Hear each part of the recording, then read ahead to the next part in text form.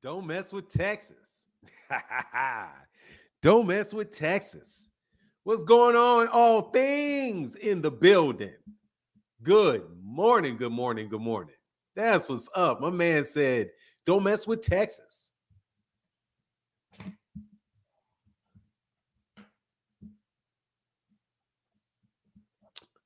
Don't mess with Texas, says, what up, Jay Henderson? Carl in the building. What up, man? Salute to you, sir. We can get this wrapping on, dog.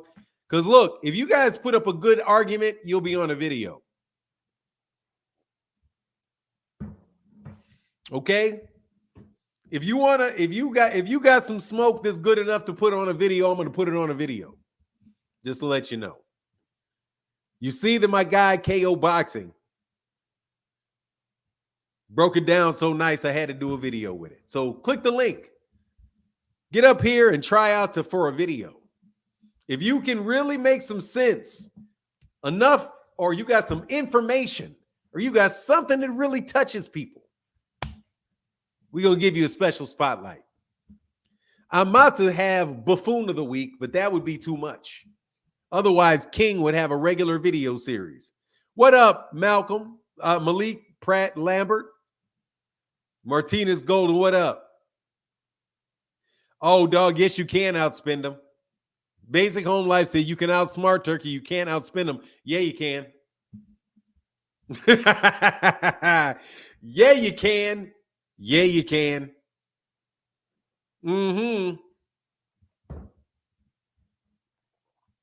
Oh, the brilliance of Al Haymon. Let me tell you something about the brilliance of Al Haymon. What a bright guy, bro. I am just like, I don't know if he's just such a bright guy or I just keep learning things by watching him. It's so obvious, but at the same time, I never thought of it. What a nice move that guy makes, man. He's so creative. To get Gervonta Davis and Canelo Alvarez the type of guarantee that he got them, oh, saludos. Saludos, Senor Haymon. Man, it's nice to learn from you, sir. Oh, it's nice to learn from you. I'll tell you what he did in a second and explain it to you. At least this is what he must have done. Because you know you can't talk to him directly. You just got to listen to what other people say. So Dana White said something to Al Dawson. And, you know, you got to work backwards from what they say. And then you look up and you're like, wow. Did that dude really do that? And what's the ramifications of doing that? Why would he do that? And you think through why would he do that? Then you realize, oh, okay. Very bright guy. Alan Sostan, what up, man? Egomaniac. Is it Egomaniac? Yeah, Egomaniac. What up, man? Egomaniac kid. I used to be an egomaniac. My ego used to be gigantic. We've settled that down a good bit now.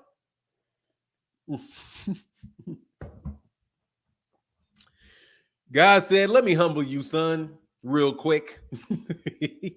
and relatively severely.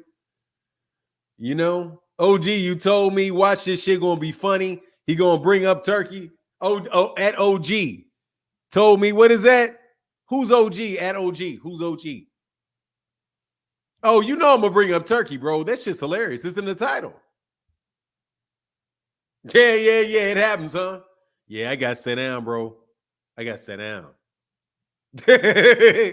God said, sit on down here, man. Sit on down. Sit on down. Yeah, I got this. Sit on down. You're blessed to have the ability to be humbled. Yeah. Hey, just what it is. I ain't gonna lie, bro. I got humbled. Humbled like a champ. Humbled. Humbled. Yeah, definitely. And it's hard to humble me, man, because I came up from a rough background. So it's tough to humble me. It's really tough to humble me. But yeah, you know, God was up to the task. Headed for the main channel. Just stopped by for a hot lake and comment to drive the algorithm champ. Thank you, man. Appreciate you, man. I need that. Look, I got about 3 videos I'm about to drop today, man. Kamal Oz said, hey, I've been hearing rumors that Devin Haney is fighting Paro next for the IBF, but trying to claim it's a unification to get around the rehydration limit. You know, the same belt he vacated to duck Sandor Martin. Some people, outthink themselves. Some people outthink themselves. Yeah, they do.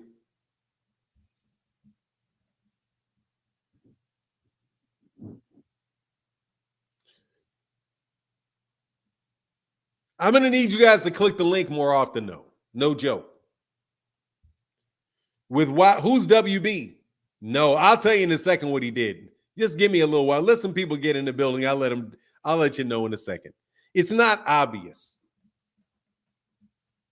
It's not obvious. It's something, if I don't say it, that other people are not going to know it's there.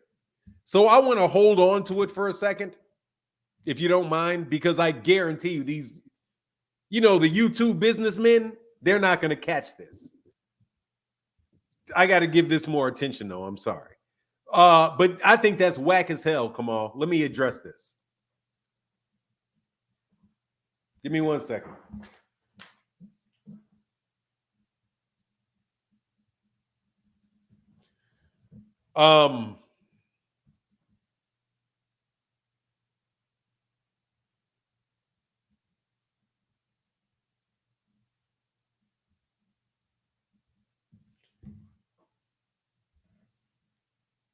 Kamal Oz, I'm hearing rumors that Devin Haney is fighting Paro next. That would be Liam Paro for the IBF belt, but trying to claim it's a unification and get around the rehydration limit.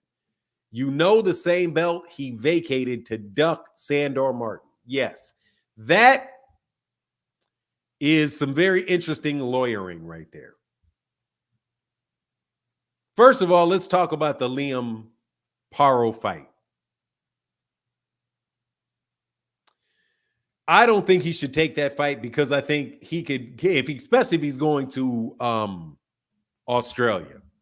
But he should also not be fighting Liam Paro because he should be fighting for the WBC belt.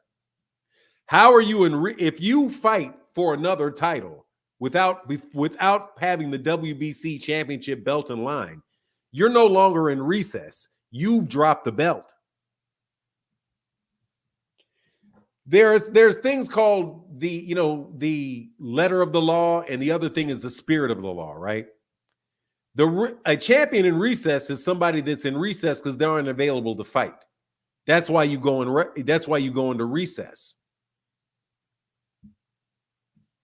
Because you may have said, okay, I am not going to fight for the next year. It's going to be a while before I can defend the belt. So I will go in recess. And when I come out of recess, I can fight for that belt. What if you allowed him to go and fight somebody else and combine the WBA for the WBA recess? How can you can't unify those statuses? Otherwise, if you beat him, the other person has to go become inactive in order to become the champion in recess. It just doesn't work at all, man. It's an opportunity, again, to try to misread a rule, to try to take advantage of the letter of the law and to the detriment of the spirit of the law. I would have to read the rules on the WBC champion in recess, but every time I've seen it, it has been for a fighter that has been unavailable to fight. It's not akin to the WBO Super Championship. It doesn't allow you to be a WBC champion that just doesn't fight the champion or any mandatories in there, but yet gets to fight for other championships. It's almost like he's trying to turn the WBC recess champion in recess into the WBC franchise belt. Isn't that ironic? Isn't that ironic? That if this was true, I don't know if it is true, that proponents of Devin Haney would support him being able to unify with the WBC championship in recess, but wouldn't have but had a problem with other people trying to unify with the WBC franchise. Wow, that's very interesting, man. So, hypocrisy is a word that comes to mind when I think of that. Hypocrisy. If that is truly the stance, that is a hypocritical stance. Because you would be criticizing somebody that would do that, would be criticizing the franchise belt for not having to fight mandatories.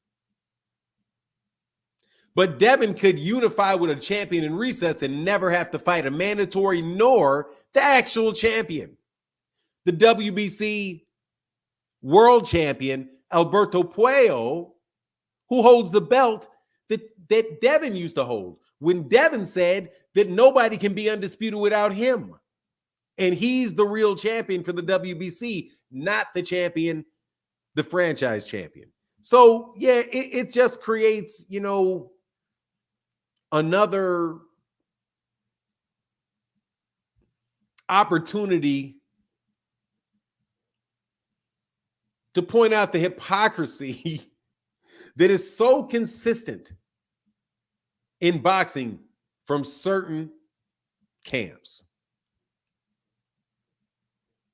This is a prime example. So that's what I think about it.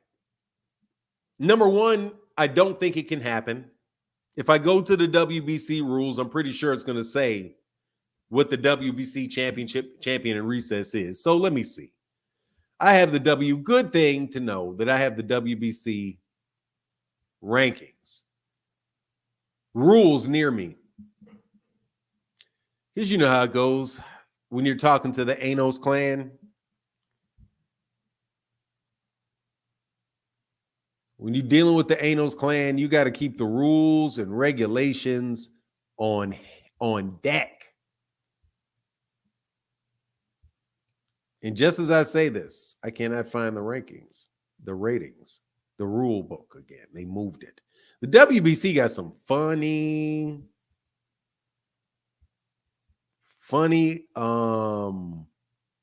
this website behaves bizarrely. Here's the rules and documents. Come on, man. Let me get the rules and let it be in English because I do not know hablo español.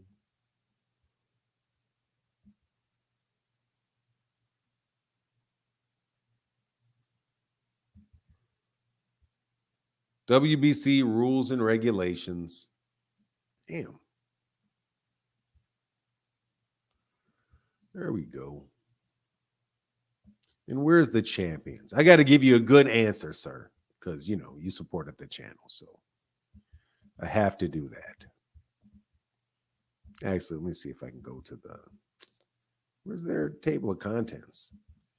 Man, when I'm writing papers, I don't ever like doing tables of contents.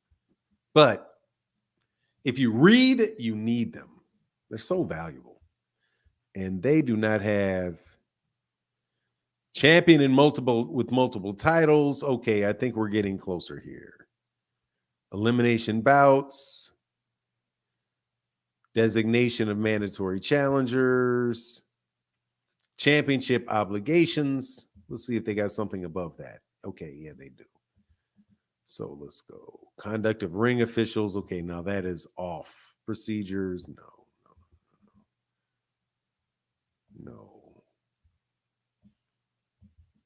Just backing up to see if I can find where they list this championship. I think it may be down further, though. Oh, yeah, because I'm at the top now, so.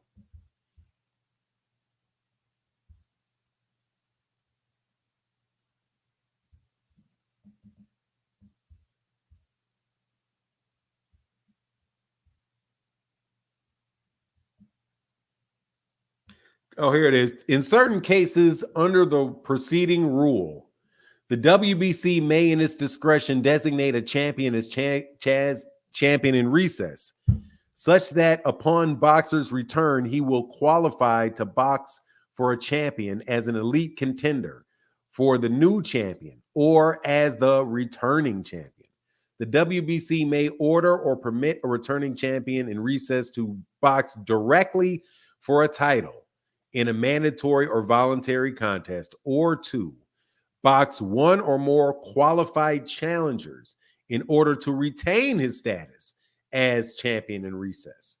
A champion in recess may return as a mandatory challenger, but only upon specific determination and written approval of the WBA status by the WBC Board of Governors, which may approve or deny such requests at its sole discretion. So in the situation, the argument that they would make to allow him to do that, which would be, again, the letter of the law, would be the WBC may order or permit a returning champion in recess to box directly for the title in a mandatory or voluntary contest, or to box one or more qualified challengers in order to retain his status as champion in recess. So, okay, so they can allow him to fight a qualified challenger. So if they qualify Haney-Paro as a qualified challenger, then there you go. He can fight Haney-Paro and in order to keep his champion in recess. So looking at the rule, and to get you guys the rules, specific rules, this is the WBC rules 3.2. Rule 3.2. Under the section 3 entitled Article 3, championship obligations. 3.5. What did I say? Was that 3.5 or no? I say 3. Whatever rule I just gave you, here it is. It's coming up.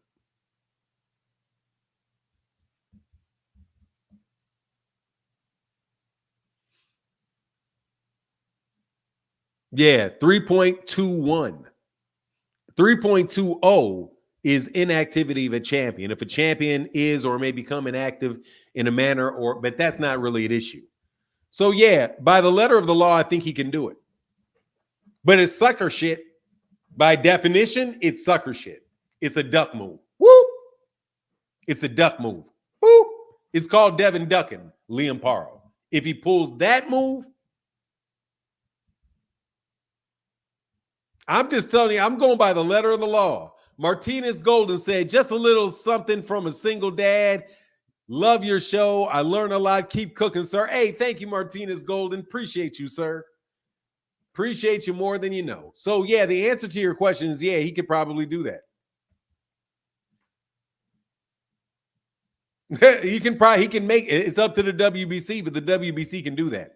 And on top of it, in Article 1 of their rules, they say that they can interpret their rules based on what they think is in the best interest of boxing. So they can say, hey, yeah, we're just one step away from a unification fight. We'll let him go fight Haney-Paro. And then after that, hey, man, you got to fight Paro. But then you run into the fact that they have to order their champion, order their recess champion to fight their champion, which means they're ordering the WB. And then he's probably going to get the belt and then drop the WBC champion in recess anyway and not fight Puello. So it's just not a good look any way around, man. It's a rule, it's a letter of the law that he can do it. That's the way that I read it. At least there's an argument that can be made for that. But at the same time, it is basically treating him like he is the WBC franchise champion. And it allows you not to fight the champion. And it allows you not to have a mandatory. It's even more amped up than the franchise belt, which is what you call blatant hypocrisy on display. That's my take, Kamal. Richard Perry, hey, Sunchild, thank you, man. And thank you, Mr. Golden. Sunchild, man, thank you for your support, sir. Let me put this link in this chat, man. We're 19 minutes in, but yeah, that's pretty much what it is. That's how I would read it. But, you got to go to the rules. We got to go to the rules. Fanon, why is Bill saying Devin is by the numbers a better puncher than Tank and have gotten to the point where there's just spewing BS? And he said Tank went 11 with a one-legged man. Well, shit, Devin went 12 with everybody. Devin went 12. Devin went 24 with George Kambosos. Took Lomachenko. When did Lomachenko knock his ass out? 10, something like that? I always forget the knockout round. When was that round? Here's this link, though.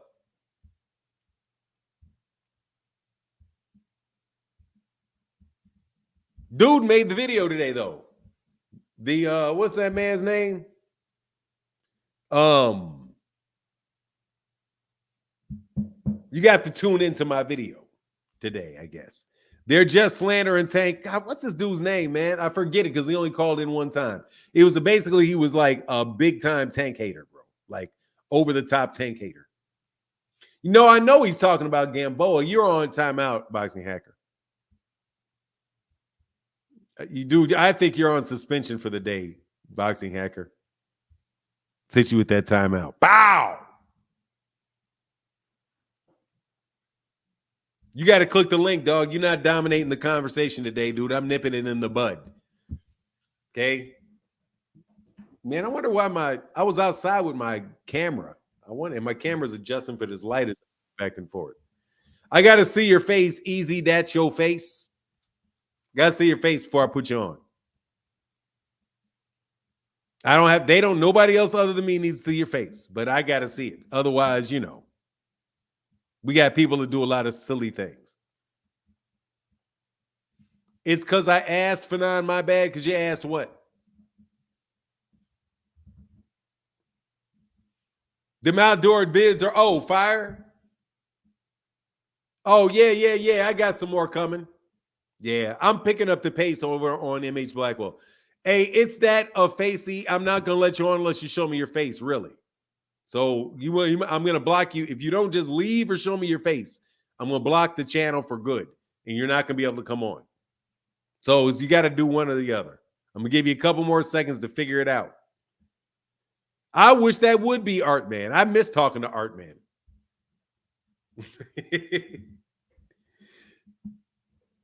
Kilo Netter, I cannot reveal that, dog, because I can't reveal that. I cannot reveal the answer to that question. That is a confidential question. That is a legal matter, brother. That's a personal legal matter. So I got to leave that alone. Kamal said, oh, yeah, 10 count Sid Vicious. Oh, for sure. All right, let me go ahead and block you. I should take a chance. Should I pay y'all for your... Yes? Oh, that's Brunch Boxing. What's up, Brunch Boxing? Hey, yeah, what's good, man? Yeah. Man, I'm glad I let you on, dog. I didn't see the ping. I was like, man, let me let this dude on. Hey, man, first of all, let me tell you. You have some fire-ass articles you write on your page, man. I love reading your appreciate it. News. What's on your mind, man? Yeah, I heard you talking about the Devin Haney-Paro situation. So a couple things. Like, he's not going to be able to call this unification bout for the simple fact that as the champion in the recess, his right is going to be to challenge the champion. It's not that he can become champion and pretend like this is some sort of title. He'll be able to challenge Alberto Puello, but let's not forget the WBC already ordered the winner of Puello versus Sando Martin to face Gary Antoine Russell. So he will still have to get behind the queue in order to challenge for the WBC belt. Now, I don't think this Liam-Paro fight is going to happen for the simple fact that Devin Haney, let's be honest, this guy struggles to make 140. We see the way he looks emaciated. And then he ends up, his last fight, he ended up rehydrating like 20 pounds.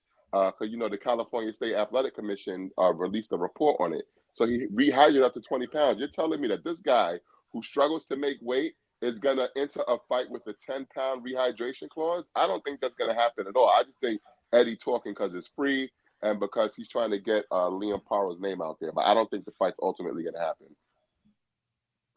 I hope you're right. But I think that's I just have a bad feeling with Devin in that Liam-Paro fight. I think Liam's 100%. better than people give him credit for.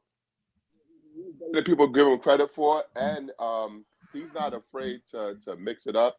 And we have to see how Devin Haney looks after the beating he took against Ryan Garcia. Like, I know Ryan cheated, but those punches can't be undone. We saw what we saw; the damage was done. So we have to see how Devin's gonna bounce back. If I were Devin, I would just move up to 147 and fight somebody like Rashidi Ellis, somebody that's like a name, but somebody that's not like a hitter like that, where you could feel your way around and get your feet back under you with a decent name that you could get, a decent purse for. Yes, sir.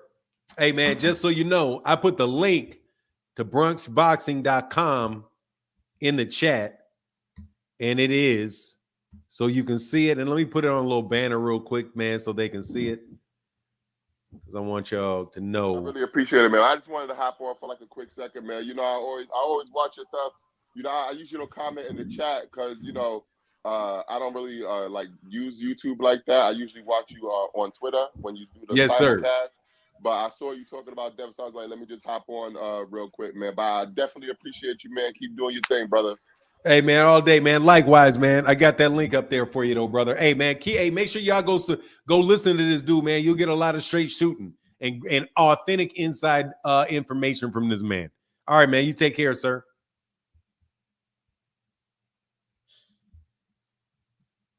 All right. Hey, man. Oh, my bad. He didn't put it. He said, man, you talk to me all the time. This is Matt from Brunch Boxing. Yeah, I'm tripping. Hey, dog. Sorry about that, Matt. Hey, man, seriously, man. I get some weirdos, dude. You'd be real surprised how many. I get some just other level weirdos, man. Matt, otherworldly weirdos. You just be surprised, man, what people will pop up and do. when they get to have their face shown. Twitter is really not like that, man. Twitter, somebody may say something, that's it. But these people right here, hey, man, they're terrible. What up, man? DJ OC in the place to be. Make sure you guys go subscribe and follow at mixcloud.com, the Parlor V's Wheaton, which is mixcloud.com/POEW, the Parlor V's Wheaton.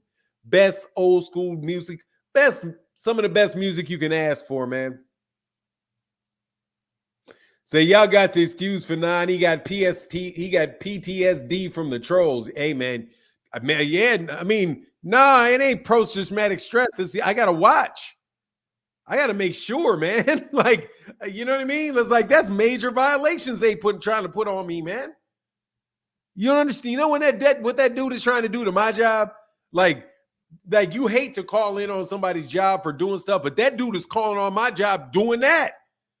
Like, man, hold on, man. Like, I'm not going to feel sorry for you losing your job because you got busted doing some shit at somebody else's job. What the hell's wrong with you?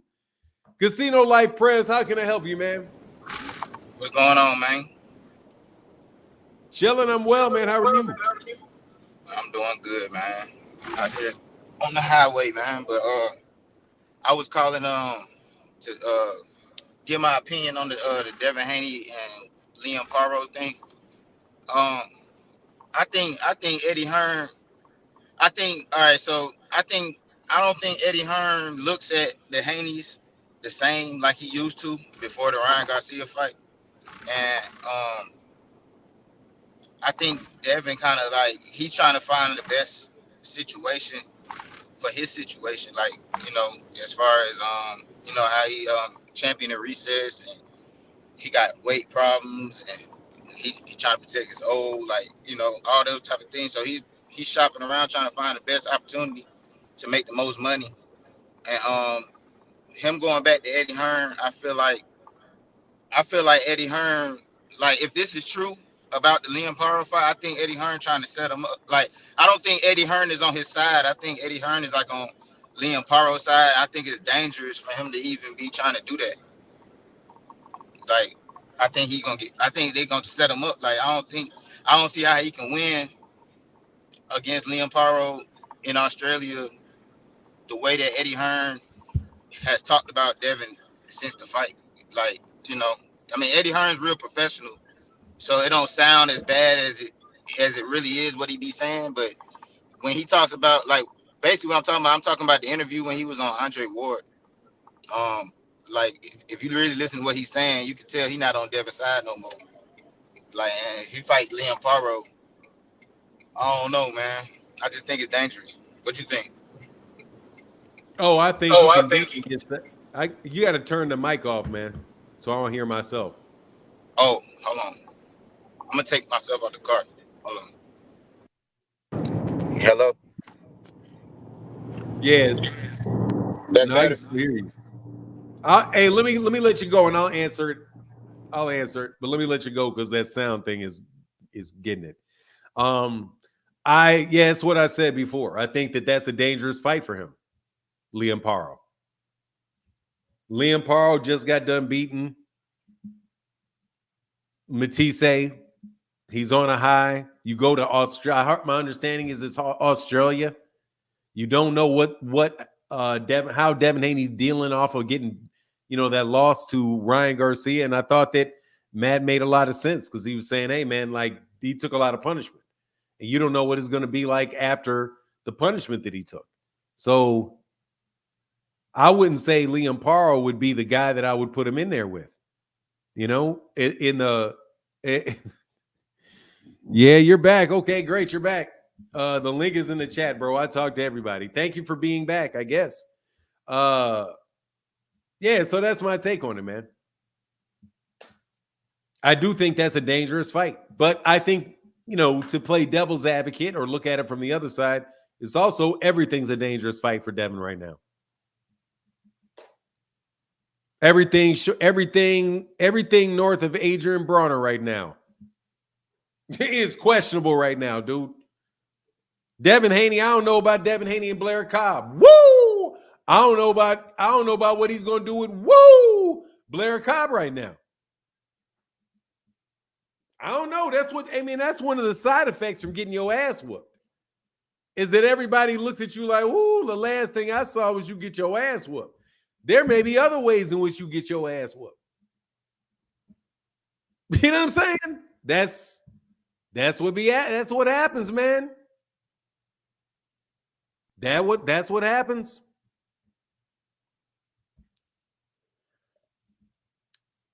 Get your ass whooped. So, Devin, I don't know. Yeah, that's my answer, man. What's going on? Is it better now? Yeah, I can't hear myself. Okay. All right. I just wanted to ask a quick question. It was another part of what I wanted to ask. Well, this is separate from what I was talking about. This is kind of off topic. I just wanted to ask because I never heard nobody say nothing about it. But do you know if Alicia Baumgartner left Matchroom? I have no idea. I know she's fighting. I heard she's fighting on a card in somewhere. I don't think it was a match. It's in Atlanta. It's in Atlanta, but go ahead. Yeah, my answer is I don't know. I don't know who I know she's fighting soon.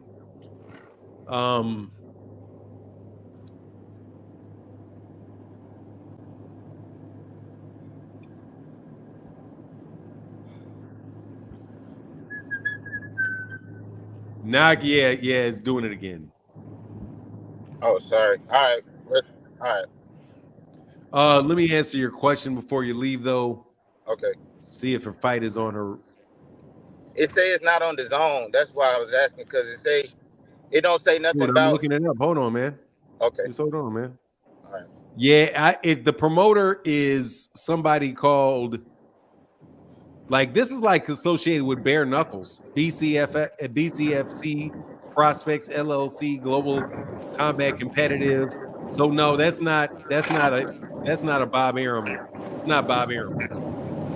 All right, man. All right, well, I'm gonna listen to the show, man. I appreciate you, man. All right, man. Thank you.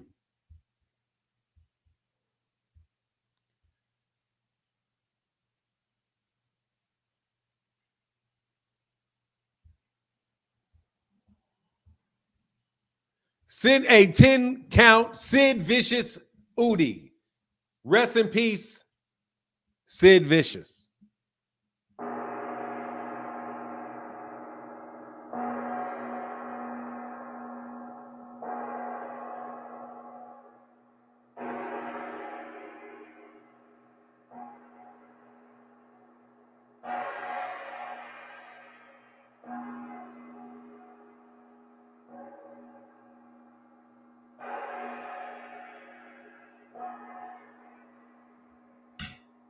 Rest in peace to Sid Vicious.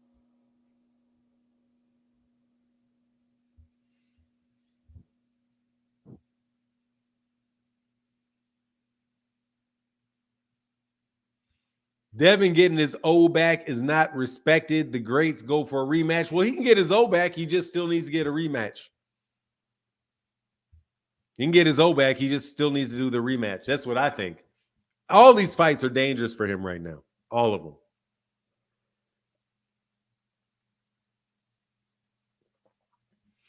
He said, agent came in here like, we miss you. You can get clipped again. You come in here lying. No, I enjoyed the conversation with him. He was feisty. I let him get away with a lot of nonsense because I just wanted to, because I didn't know who he was, but he still, he was still a good conversation. I appreciate his conversation.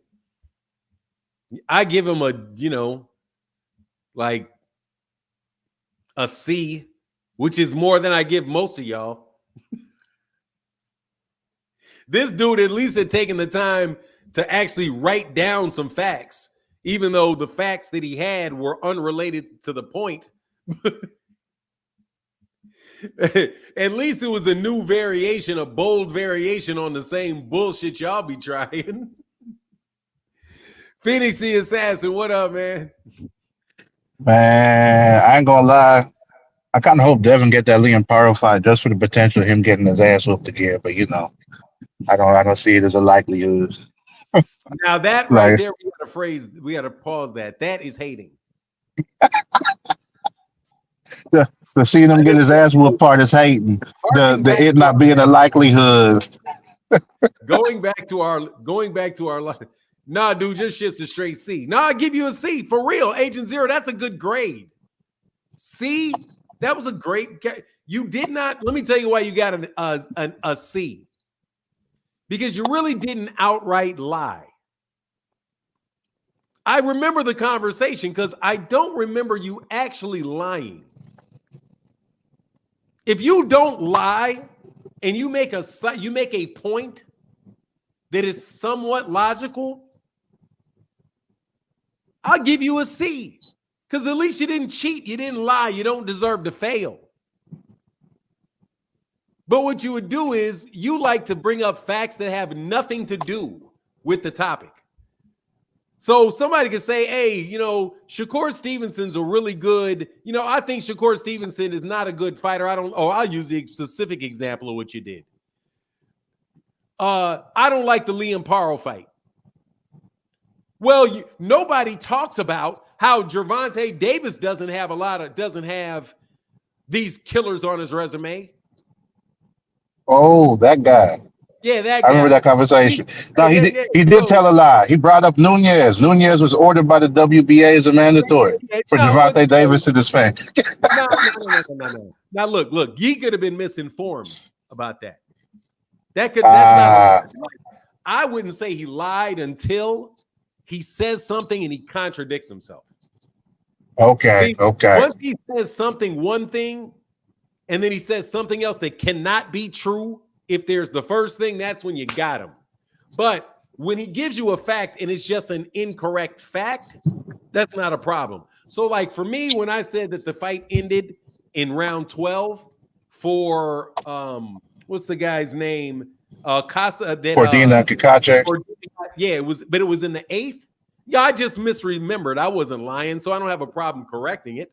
It may have bolstered his point that Joe Cordina may have been still hurt from round 3, but the whole argument is irrelevant because he's just fucking trash, period. And there's no problem with somebody saying that they're questioning whether or not he's good enough fighter and they want to see him fight Shakur Stevenson. There's no connection between the premise and his defense of the premise. There's no connection. Yeah. Even though factually, the defense of his premise may be factually correct, it's still not connected. What difference does it make what Nunes did with Gervonta Davis when we're talking about whether or not Shakur Stevenson should be fighting Joe Cordina? Nothing. He's just justifying it. He's attempting to justify it by saying somebody else did it. But dude, you can have two trash fights at the same time. You could not like the Nunes fight and not like this fight. You know what I mean? So it's like, if you like that, you must like this. No, I can like that and not like this, and I can like both, or I can like neither. But what we're talking about, so that's why, yes, son, that's why I give you a C. Because you didn't flat out lie. You're still manipulative as shit. And it was still quite easy and transparent to detect and expose your manipulations. Because even though you're not lying, doesn't mean that you're not out here trying to mislead by distracting the conversation from what we're talking about to other points that you think you have a better footing on. That's called red herrings, distractions, all of those other fallacious arguments that will get you a C and get your ass fried like it did yesterday. Ain't nobody buying all that bullshit, dog. Go ahead, man. I'm sorry, Phoenix Assassin. All good, all good. But yeah, man, Devin. See, part of this stuff I'm putting in that video, man, like a lot of people is still delusional about what exactly it is we saw on April 20th earlier this year. And what we saw was hold on a second. Devin's matchmaking backfiring on him. Hold on one second. Fahim Sator. Yeah. No, he did not expose anybody for not watching the fight. He exposed himself for potentially not watching the fight. Because when I mistakenly said, and I guarantee you, I know I watched the fight, I laughed about the shit. I'm on tape laughing about the shit the very fucking next day. So I know I talked about it. I know I saw it. The problem with him is that he didn't know it was a knockout in the 8th round. When I said it was a knockout in the 12th round, he had multiple opportunities to say it happened in the 8th. He didn't say it was in the 8th until he called back in, until the person that corrected that it wasn't in the 12th, it was in the 8th, was me. He didn't correct me. I corrected myself. For all I know, he didn't even know that the fight ended in the 8th until I corrected him.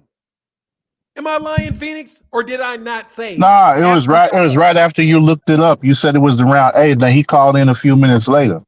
Yeah, I said it was 8th. I was like, oh, I made a mistake. It was the 8th. Then he came back and said, oh, it was the 8th. But he didn't know that shit. And I'm sorry, I don't remember the round of every single solitary knockout. I don't. As much as I don't even remember what knockout rounds what rounds Devin Haney got knocked down in. I don't even remember. Like, what was it? The second? When was? I know his ass got clocked like 30 seconds in.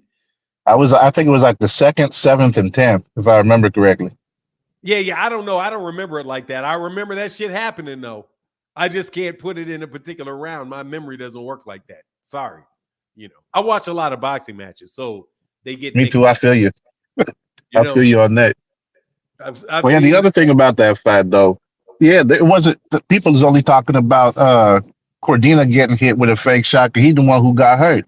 Like on that break, he the one who threw 2 shots, and then Kakachi came back and threw that one left on him. So I'm like, well, we ignore Cordina's 2 shots, and complain about Kakashi's just because Cordina got hurt? Are we trying to justify it as a fight for Shakur so he got hit with a dirty punch? I mean, come on. That's double standards right there. It can't be okay for one guy just because he's not the one who ended up getting knocked out. So, yeah. But and none of that got nothing to do with the fact that he got to fight Shakur. Nope. The fact that we talking about some guy named Kakachi, we talking about Shakur. Okay, so nah. Yeah. Shakur. He's fighting exactly. Shakur. So we're not talking about that shit. And then how you going to turn around? And then he lied. He did lie though. I'm sorry, I forgot. You did lie. The lie was when he said that he had never claimed that Gervonta Davis didn't have good wins. The only thing that he had said was that, that there are garbage ass people on his resume. However, that is not that. What he actually said was that you guys act like Gervonta's got these killers on his resume, is what he said. And that's why I brought up Leo Santa Cruz. And he's saying, no, I'm not saying that he doesn't have anyone. I'm just saying he has a bunch of people that aren't good. But Phoenix the Assassin, don't you ever notice how when you look at boxers' resumes, if you can name them, just give me the name of the fighter. If they got 30 fights, they got 15 trash ass fights on there. Hell yeah, I'm always saying that. I'm always saying that. Any of them. Yeah. With over 30 fights. Definitely can't name somebody with 30 with 30 fights. They ain't got some trash on that. Somebody because on that resume. They all do. Because on average, you got to look at like the first 15 to 20, sometimes 25 fights. That's who it's going to be until they get to contender status, like in the top 10 for any sanctioning body. Of course, there's rare exceptions like Lomachenko, who started fighting for world titles in his second fight. And, since then has been like, fighting top guy after top guy. That's a rare exception. No. That ain't an exception because he ain't got 30 fights. True. I said, yeah, for your point, yeah. For your point, yeah. With 30 fights, not somebody with 12 who had 300 amateur ones jump in and go right for a championship. So all of their fights are because they're 30 years old. They've been a pro for years. They were just a European pro. Those guys are those pros. What you consider to be an amateur in the Ukraine is really a pro because they're getting paid. They're not like it's not like a United States amateur where you're living at home and you don't know how your parents are feeding you. You got to pay to get here. They don't do that shit. They got national teams that pay for all their shit for years. That's why they do so well in the Olympics. And people are always talking about, the United States in the Olympics. Shit. Get a big ass camp with a bunch of black kids in where you're paying for every fucking thing, including their houses, their food at home, their training, their coaches. You know how many goddamn fighters you'll have? Amateur fighters you'll have if you can make a living doing it.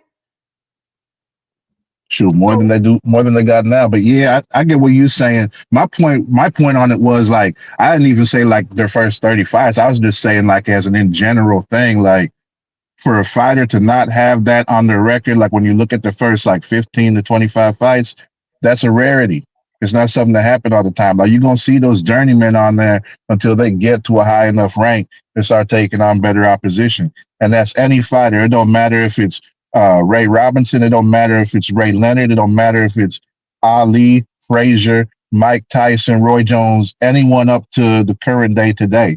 It don't matter who it is. Like you're gonna see people like that on their resumes. So that's why for me personally, I started looking at things after they got to a point where they were able to challenge for a world title. Because, they had to build themselves up and get to that point. Because, like, once you become a world champion, then me personally, I feel like you can't say, okay, a guy don't got enough experience. He's not ready for this challenge or whatever else. Like, I don't feel like once you're a world champion and you're actually in there having to defend the belt or you got a shot at it, then, saying that a person don't got enough experience, that's just an excuse at that point. So that's the way that I kind of look at that. Yeah, sure. Somebody said Sugar Ray Leonard, man. Sugar Ray Leonard it had 2 years and a lot of fights before he got to that stage. Yeah, 1, 2. Actually, let me just go to the fight where Andy Price, like right. What was his? Yeah, his first 12-round fight, because that's when he was fighting in the 15-round era. He did. Yeah. I mean, he was fighting with some people. Now, some people damn sure had some records. Like he was fighting some guys that on paper looked like they were doing their thing, but yeah. Where is this? I remember. Well, Fredo, I'm looking at this one particular guy, but I don't see when did he fight I should have looked at that. Okay, yeah. Oh, so he's 22-0. So he had 22 fights. Yeah. Yeah, and the fight in this weight class was at 151. So it was still when he was still above 147 before he went back, before he really had his championship run. So he had 22 fights. But but when you look back on the fights, it's tough to say who you really know and you don't know because because it was 1978. So most of these people you're not going to know. But that doesn't mean people that were watching boxing in 1978 didn't know who they were. Or somebody like Blood Boxing or Echo won't tell you who they are. Yep, because they would know. They would know. And so what was we talking about before? Oh yeah, Devin the Shattered Dream Haney. That's what we were talking about before. I called him the Shattered Dream. If you couldn't tell me, I was trying to divert the hate. But we back at it. Go ahead, man. I was like, well, the thing is that it's not necessarily hate on his fighting ability. It's hate on his inability to go ahead and translate his mentality and what he be saying and how he be talking bad about other people into his fighting ability. That's the problem. That's the problem right there. And I think a lot of people had the wool pulled over their eyes because I think the biggest reason that they were surprised what happened with Ryan happened is because you got all the advantages Devin had as far as his physical advantages, the height, the reach, the weight, and the speed. Those were taken away because he fought someone that was equal. And, it's a lot different whenever you're used to fighting people shorter than you and can't reach you. Like, you can keep them on the outside and everything, but you try to fight at that same range against somebody with the same reach as you. And, you haven't really registered in your mind, hey, I need to probably take a step back because this dude's arms are longer and he's taller than what I've been used to. And then you combine that with Ryan's hand speed, and you're going to get clipped.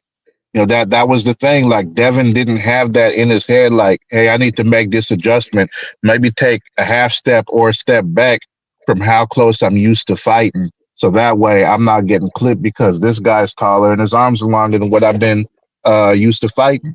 And so, not being able to make that adjustment, and then on top of that, having to deal with Ryan's speed, that worked against him. So that's one thing that where matchmaking can't hurt you. And I know a lot of people like to say, oh, just because, we haven't seen someone do something doesn't mean they can't. Well, up until that point, we hadn't seen Devin fight somebody his size and, got to that point and he couldn't really do it. I mean, yeah, he kept on getting up. He kept trying to do what he does. But those two adjustments, those two things you have to watch out for, the reach and the speed and, making sure he's staying at the right range. Apart from not being able to keep his arm or his hand up when he's throwing his jab, that was another thing that just completely screwed him. And the thing is, I don't know what Devin is doing in training or what, his dad got for him that's helping him to work on things like that. Because if you keep on going the same way, all it's going to take is a guy that's athletic enough to keep up with him and keep him from being able to move. Because, it's not even like he was using lateral movement against Ryan.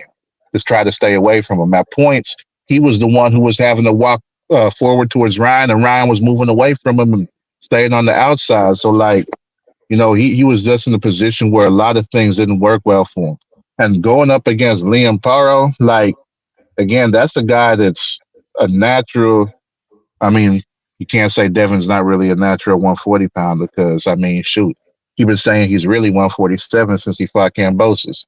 So, it's going to be another guy that hits harder than what Devin's been used to. And if he can touch him, and it's okay, what adjustments is he going to make compared to what he did against Ryan?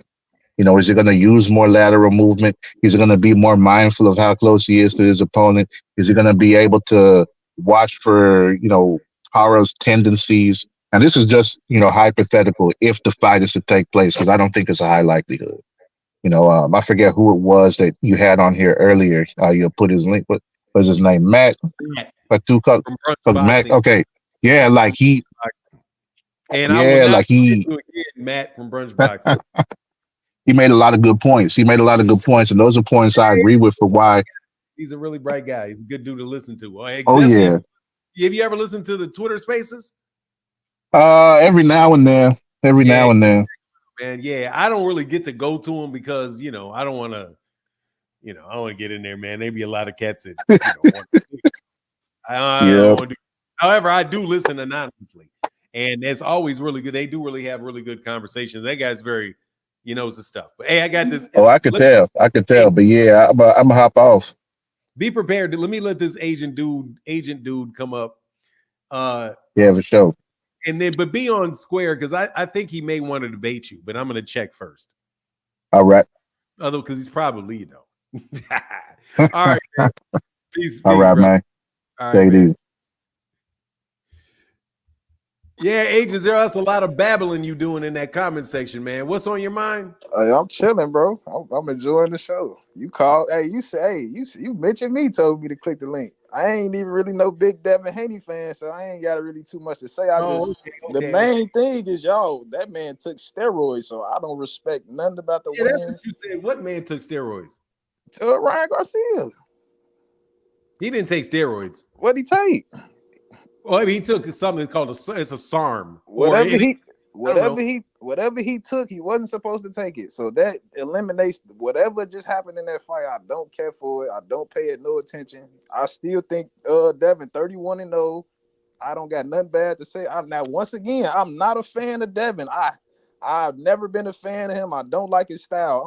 I'm a strictly a Shakur fan, Bud fan, and I fuck with Boots. I don't like Devin at all. I never spoke highly about Devin, but I never said nothing bad about him because he undefeated. You strictly a Shakur fan? Strictly Shakur. I don't care about nobody else in the boxing game. Hey, look. Let me make sure I understand this. Strictly Shakur. Strictly Shakur. I don't. Terrence. Bud, Shakur, and I fuck with Boots. Those my three dogs. They're my three guys. And that's it. That's it. I don't care for nobody else. I'm not no big super fan of nobody else. But I'm just trying to tell motherfuckers, y'all ignoring steroids. So that explains all that bullshit you said about Shakur. It wasn't no bullshit. Them facts. You want to keep going back to yesterday. Look, I'm over that. Hell yeah, because that was some bullshit you was spewing. Facts. I thought it was funny though. Hey, them facts, bro. Nah, dog. I just feel like niggas they underrating Cordina, but he's not. I'm not gonna say he trashed. I told you my whole thing was they labeling him trash and they never seen him fight. You seen him, cool. You said you seen him, but you like to leave out little main details and you mislead. There you go. You mislead your fans. Right there. That's where you try to get tricky. Right there. It's facts. No, it's not facts. You're gonna bring up a detail that I didn't bring up. And that detail is not going to be related to the point. So there would have been no reason for me to bring it up. What, the illegal punch? What's the fact? What's the detail that I left out? When I first asked you, did you see the fight? You said, yeah. You never mentioned the illegal punch. Like I had to beg you. Okay, so let's stop right there. You tell me that I left out that detail, that he had an illegal punch. Yeah. That doesn't change what I said. I saw him get knocked out. I don't have to bring up every detail of the fight for my statement to be true. It's a reason. Why would I have to say that? Like, seriously, why would I, when I'm saying, yeah, well, have you seen George Cordina? I say, yeah, I saw George Cordina get knocked out, but I did see him get hit on a break 4 rounds earlier before his knockout. Oh, and I did think that, one of his problems was that he got elbowed a little too much or whatever the issue was.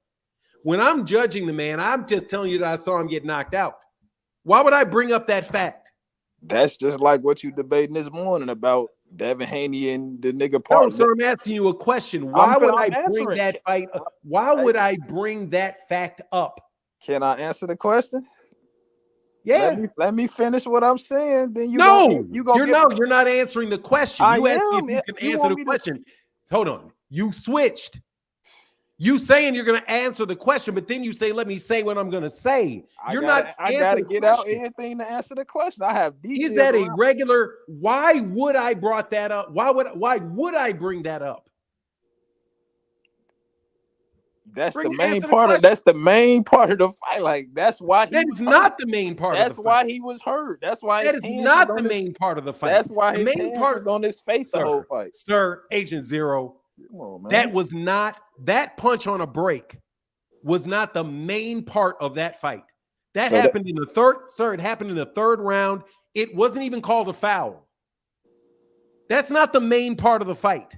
The main part of the fight was clearly in round 8 when there was a TKO.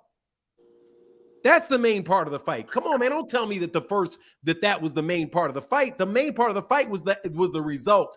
I would not bring that up. Just like I wouldn't bring out the ring walk. I wouldn't bring up the pump CompuBox. There's a lot of facts. That's two different things, man. Hold on, listen, please. So we don't have to do this tactic 100 times when we talk. If you tell me that I left out a detail, that detail has to be relevant and significant to my point. It doesn't change my point. Whether he got hit illegally or not, he still got knocked out. That doesn't change my point. So there would be no reason for me to bring it up. You did that multiple times when I talked to you. You bring up your point, which is actually irrelevant, and claim I didn't address it. That is what you call distracting, man. Hey, look, that one punch hit that I'm speaking on that he got dropped with in the third. Did you know he got knocked down in the third, right? Like, do you think someone being knocked down with power shots, do that take a toll on you? I would not bring that topic up. Why not? We talking while I'm talking about Shakur Stevenson and whether I like Shakur Stevenson's fight against Joe Cordina. Joe Cordina is the number 15th ranked lightweight. Okay. He fought at lightweight earlier in his career, but never in a championship level as he fought at lightweight. And he just got knocked out, and he's just coming off of a loss. Whatever the reason is he had a loss, it's still a loss. All right.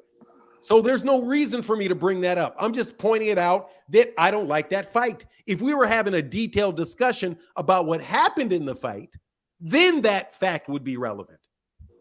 But we're not having a detailed discussion. We're just looking at the result. And you've done that multiple times. Where you tell me that a fact that I haven't addressed the fact is irrelevant. I'm not going to address irrelevant facts. Hey, that's just if you think it's irrelevant, cool. I don't consider that shit irrelevant when I'm breaking down the boxer. I just don't. It is not even about him. It's about y'all. I'm not breaking down a boxer, though. Can I talk though? Can I Sir, say something? I am not breaking down a boxer. That's not what I'm doing. I didn't break down George Cordina. That's the problem, though. That's what people label him trash because they don't break him down. Sir, that's what I'm saying. You're switching again.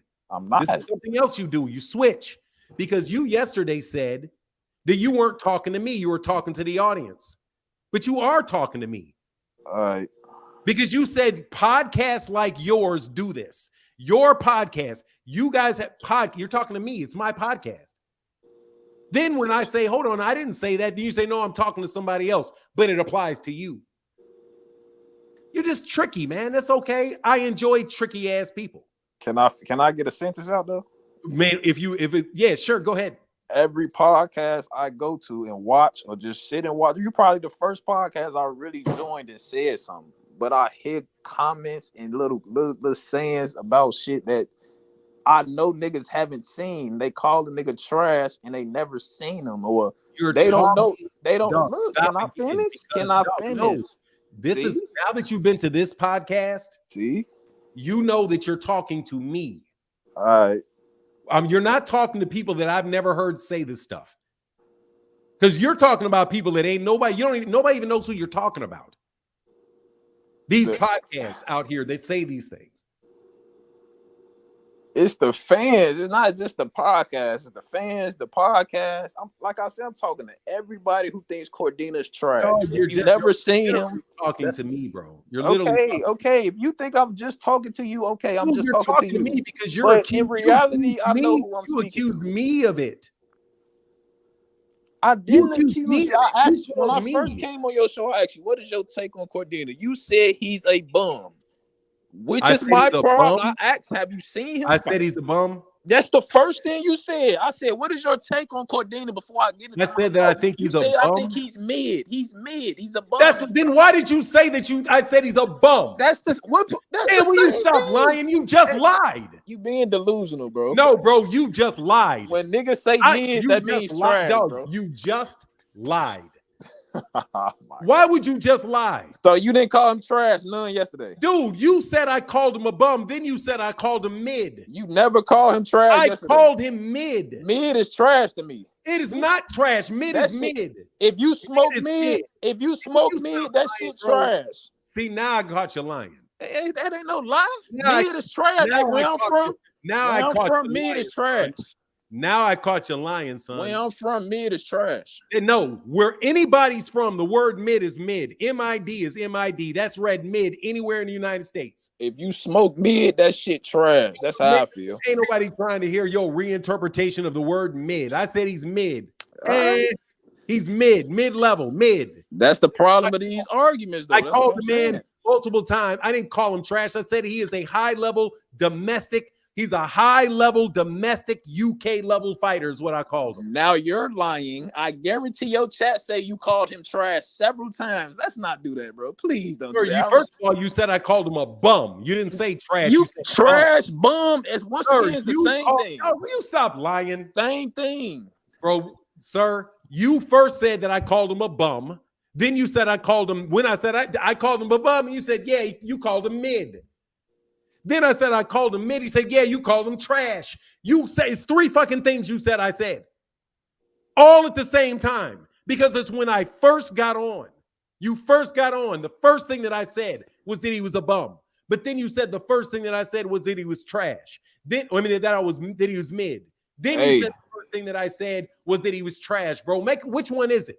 Mid is trash to me, bro. Mid is trash. No, what's the first word that I said? You said mid, but in my head, so I didn't say trash. We got two different meanings of mid. No, I didn't ask the meaning of mid. It's my meaning that matters. I didn't know your meaning. You didn't mention your meaning. I picked the word mid, not you. It's my meaning that matters, but I didn't say bum and I didn't say trash. In my 27 years of living, I guarantee you, mid has always been trash to be where I'm from. Where I live, where I lay my head, mid is trash in Chicago. Middle is trash. Middle is trash. Mid is trash to me, guy. Man, will you stop making the word? I'm not making nothing up to you. Out of my 27 years of living, D. You're in a D level. Hey, you can call it what you want. Mid, you said mid, so mid is trash. You can't get mad because my definition of a word. I did say mid. I didn't say bum. Hey, I said mid, not bum. If we do a poll in your chat, I guarantee they said there ain't no trash. Poll. I said mid, not bum. I guarantee you said trash, bro. When you said that I said bum, you lied. Because you corrected yourself and said it was mid, and you're trying to say that mid and bum is the same thing, and mid, bum, and trash is the same thing. No, yesterday. Do you have any boxing you'd like to talk about, man? Because you've not performed nearly as well today. You can hear me? Of course I can. My shit said Mike muted. My fault. Yes, no, because I muted you. It wasn't your fault. It was my intention. Hey, mid is mid to me, man. Mid is trash. Mid is mid. You labeled them all three things. I did not call. Dog, seriously, can you stop this? I gotta let you go, bro. If you keep insisting that I call that man a bum when I did. All right, bro. If you say so, man. I got the video saved. I got the video saved. The word bum. Was the bum the first thing you heard me say? Yes or no? From your breakdown, yes. No, you didn't hear me say that word. No, you didn't. That's a lie. All right, bro. Why won't you just tell the truth? Hey, you got your footage saved. We can go watch it together, bro. And let's make a bet. You know it. You already said it already. You said I said four times. Let's make a bet, bro. Let's go watch the show together. Let's watch the show together. 4 times. You said 4 times already that I said mid. Now you don't know if I said mid or not? Why?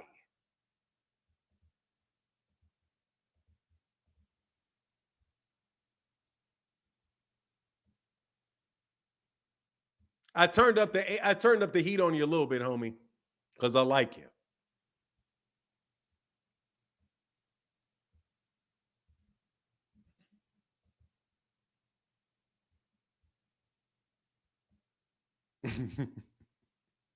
I'm sorry, that was for me.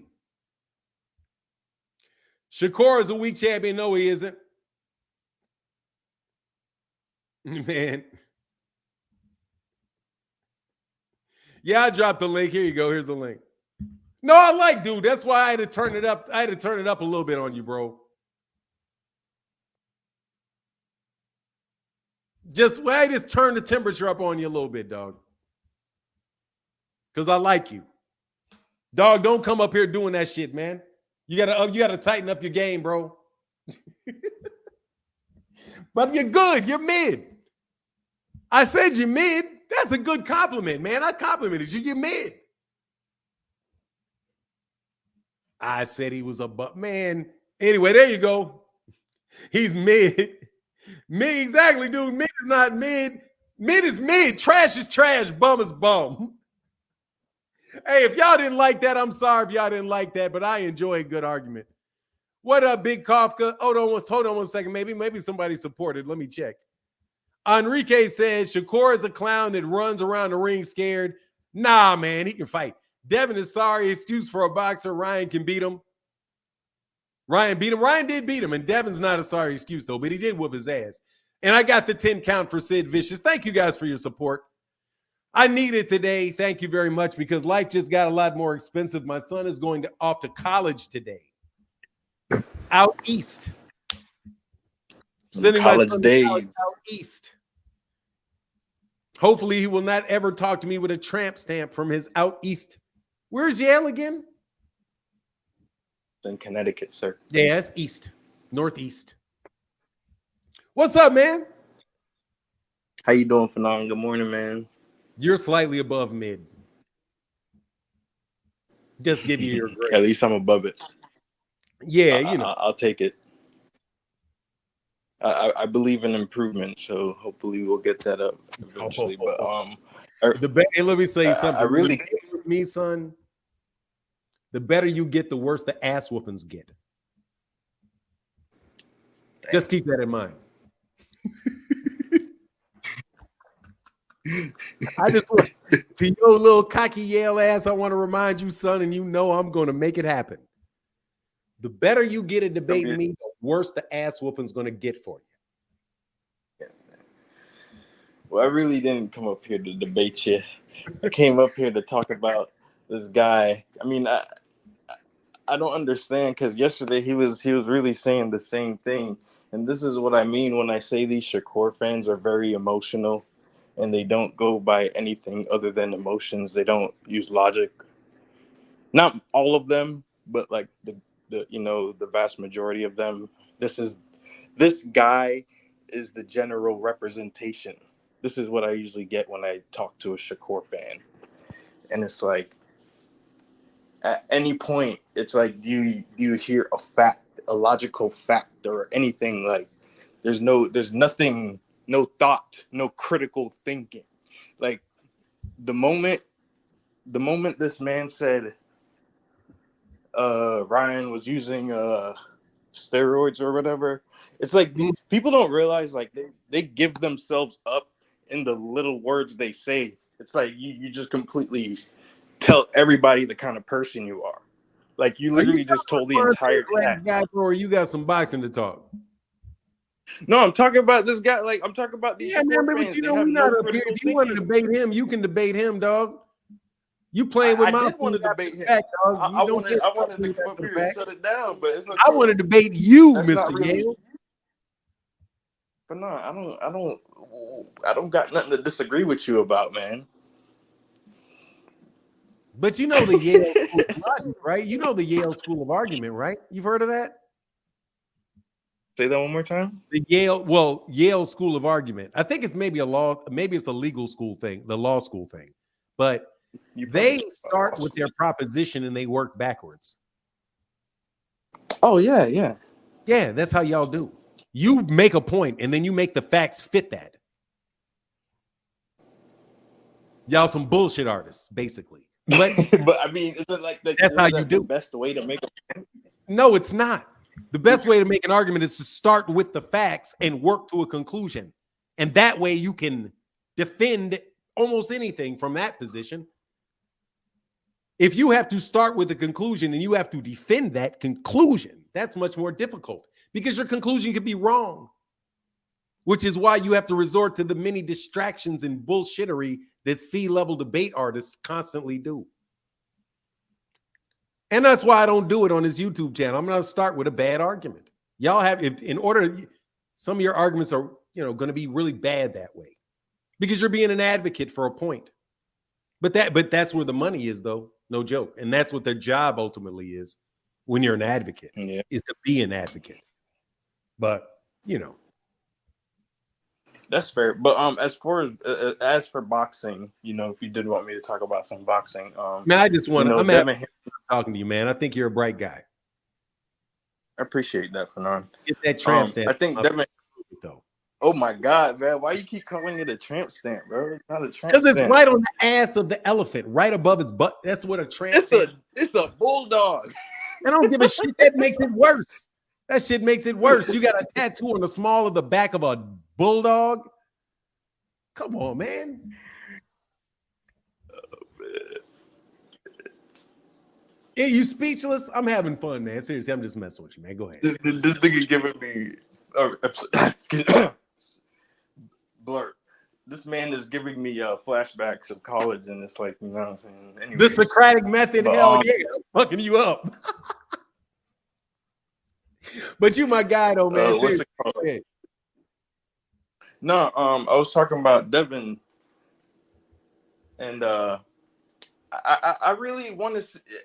I don't want to hate on Devin, but just like Shakur, he makes it so easy, and it's like, yeah, Liam-Paro would definitely ruin that man's career. I don't want to see Devin come in fighting nobody that's gonna damage him any more than he's already been damaged, and it's like, bro. He needs to even the Blair Cobbs would be a better fight for Devin. That man might hurt him, but I feel like that's his boxing ability. He'll be able to get past that guy, or even Adrian Broner. We all know the lead up with Adrian Broner and Devin's dad. That would be hilarious. That would be an amazing fight. You could even put that on pay-per-view. Because these Team Haney, all these Haney fans, they gonna pay for that fight. One thing about these Haney fans, other than Shakur's fans, they at least they try to support their fighter.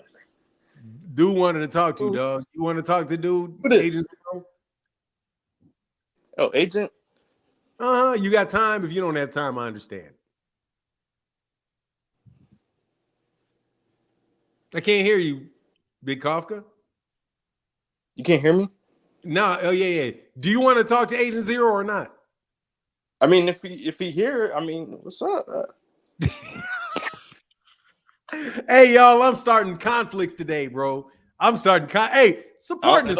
It don't sound like he's saying anything. Conflict, dog. I'm trying to incite some comments. Come on, man. Let's have a good debate, man. We've got. But yeah, man, Agent, man, I need you to use some critical thinking, bro, when you're making these points, bro. Because I'm setting it up. I'm gonna let y'all have some fun. I'm telling you, I like Agent Zero. Just to let you know. I'm probably a little bit more pro Agent Zero than you think. He's okay with the arguments. We can get him better. I see talent. So y'all want to debate a point. What's your problem with what Agent Zero had to say? Okay. My problem with what Agent Zero was saying, it seems like when he makes his points about Shakur or anything, it seems like he's just going off emotion and there's no facts. There's nothing backing up what he's saying other than what he believes or what he thinks, what he feels in his heart. And it's this is why I can't take a lot of these Shakur fans seriously. They lack critical thinking. They lack basic, just basic general things you need to survive as a human being. You can't be out here getting thwarted in every direction just because someone says something that sounds good. You got to be able to think for yourself. You got to be able to decipher bullshit. And that is my issue with what he was up here saying. Other than the lies he was telling, but that's a whole different argument right there.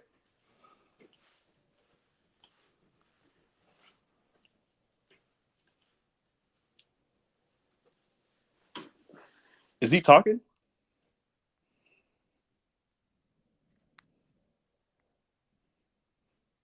I can't even hear nothing, Fanon.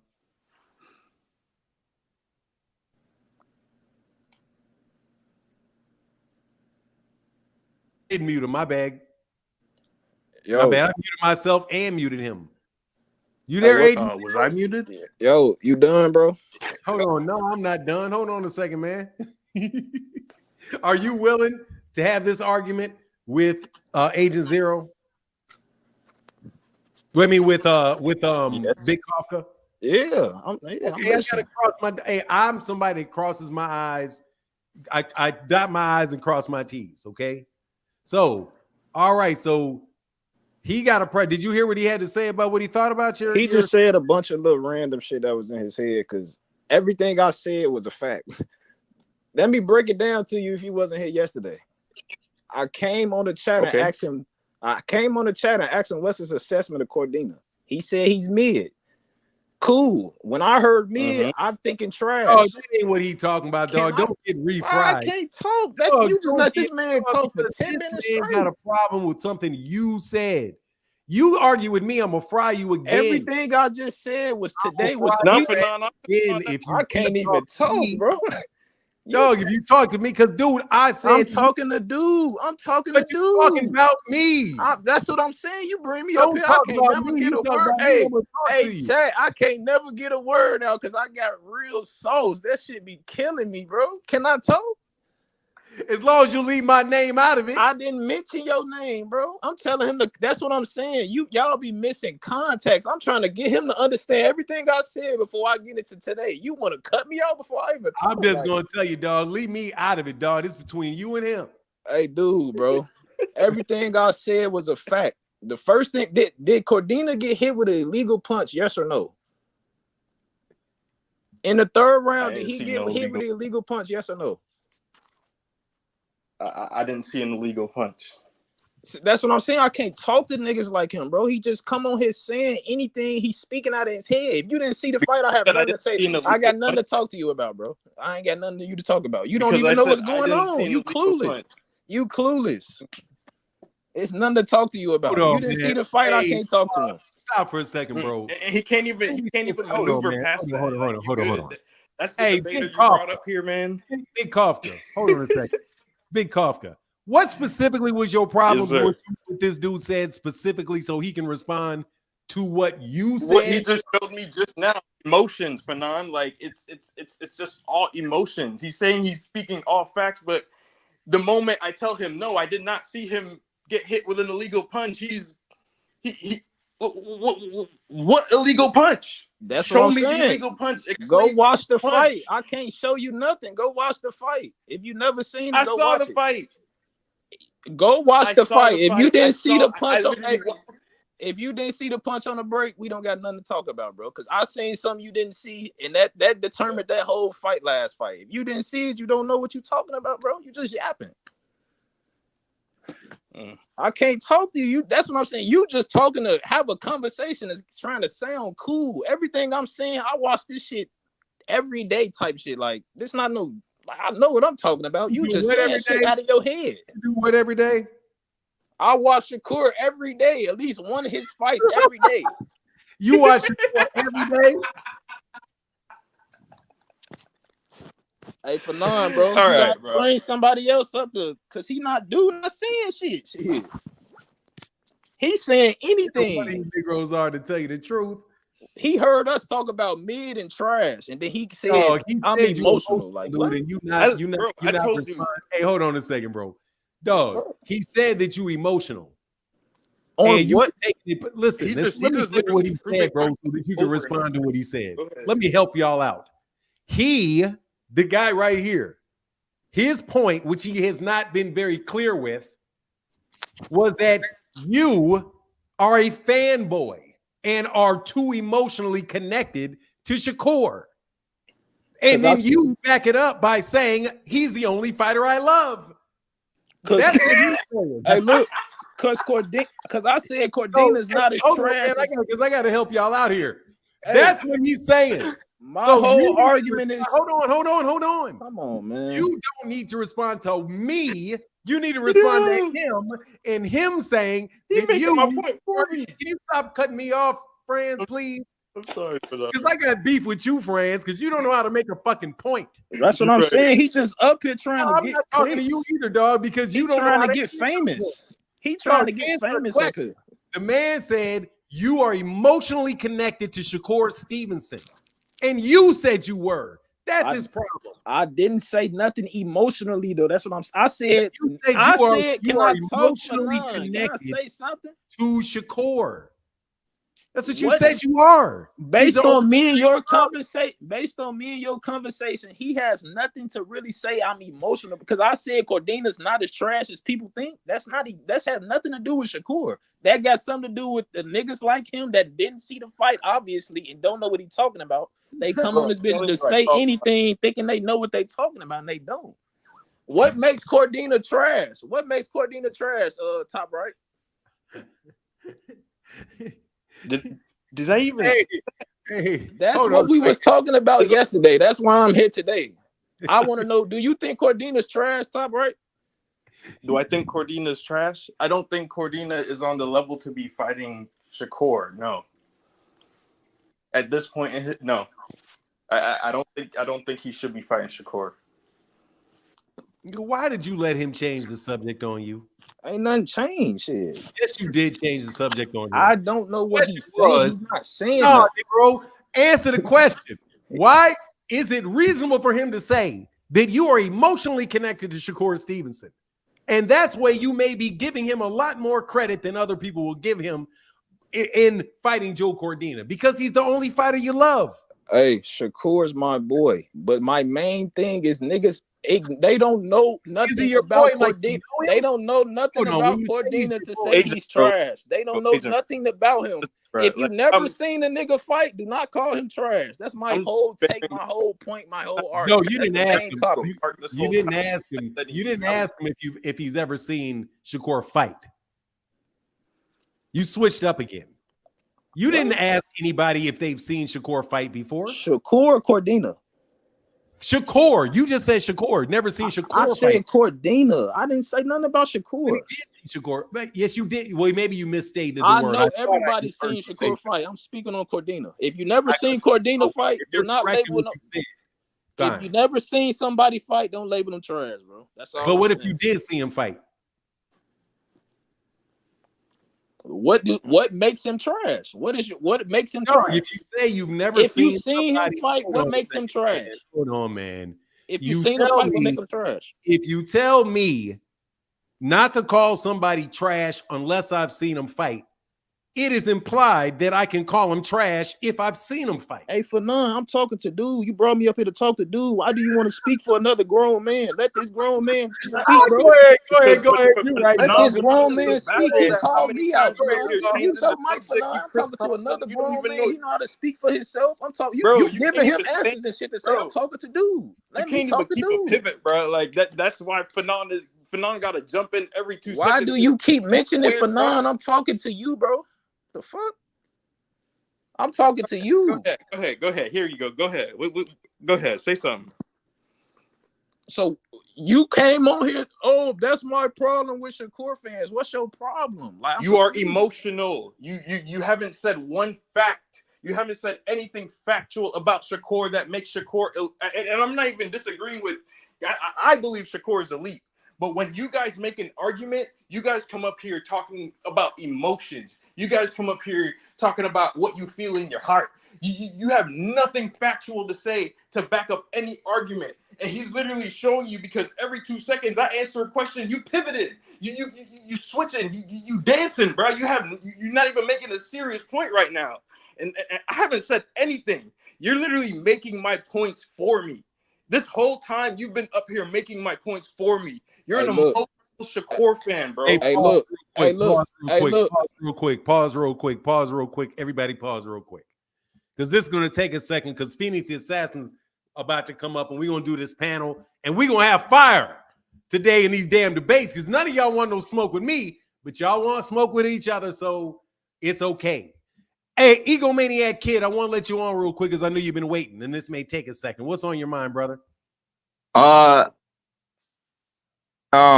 Big Coffin kind of was disrespectful yesterday when he called out everybody in the chat to compare accomplishment, and it just, oh, he's there on you yeah, on the accomplishment smoke. I remember. Damn. it just, I'm just, accomplishment smoke. Can we do the accomplishment smoke right after this? Or actually, here you go. Let's do this, and then we've got some business to attend to. I'm being real petty today.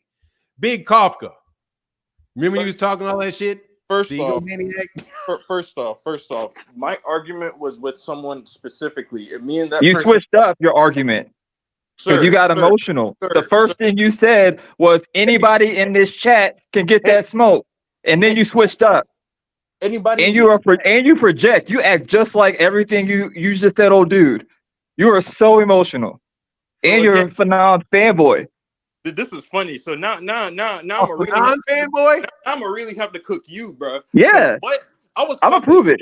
Yesterday. First off, bro, I was talking to GM, and when I said accomplishment for accomplishment, I was talking about people that had something to say about me going to Yale. If someone has something to say about where I graduated or has some kind of emotional, I don't know. It seems like I get attacked, and I get it. It's jokes, cool, but because you're trash and you went to Yale. I just said something about Yale. So yes, when I said accomplishment for let's compare accomplishments. I'm just a simple artist from the Midwest, so this should be easy for you. I'm a simple artist from the Midwest, so this should be easy for you. Doesn't that show you something, bro? Hold on, Big Kafka. Hey man, hold on, man. Hold on, Big Kafka. Hold on now. Hold on now.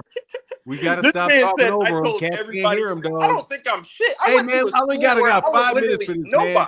Big Kafka, hold on. Bro, slow down. I'm sorry. Let's calm down for a second. Stay calm. Don't get so emotional. Okay, hey, it is true that I gotta calm you down, Big Kafka. But all right, so please stop talking over each other. And I'm sorry if I'm laughing and being instigating today, but I kind of feel like having fun because my son is going to college today. Let me get these couple of super chats. We got 2 debates about to take place back to back. Ringside with LCD. Thank you so much. He said, oh, by the way, Enrique said, Tio Fremo can beat Shakur. Tio will school him. Nah, Tio going to lose that, but Tio may catch him. Ringside with LCD said, remember when Buddy said Bill Haney was Blair Cobb back in the day? Oh, hell yeah. Cal Cooler said there wasn't an illegal punch because the break wasn't even an official break by the ref. There goes that argument, Agent Zero. Cal Cooler, we're going to leave that up there so he can bring that up when we get to it. Fanon, why the disdain against Tio? He never ducks. I like Tio a lot. I don't have any disdain with Teofimo. I like Teofimo Lopez a lot. No joke. I don't have any disdain towards Teofimo Lopez. I'm very pro Teofimo Lopez. But, sometimes you may confuse it because, not everything is good about everybody. You know what I mean? I go situation by situation, but as a person and as a fighter, I think very highly of Teofimo Lopez. Thank you, Enrique. And Mr. Arizola said, for the cookout, thank you, man. Please support the cookout. Make it fun, gentlemen. Make it fun. I got to leave this up for a second, and then I got to get one more super chat. Thank you guys for paying the bills on the channel today. For real. Thank y'all for tipping the servants. Thank you for tipping the servants. My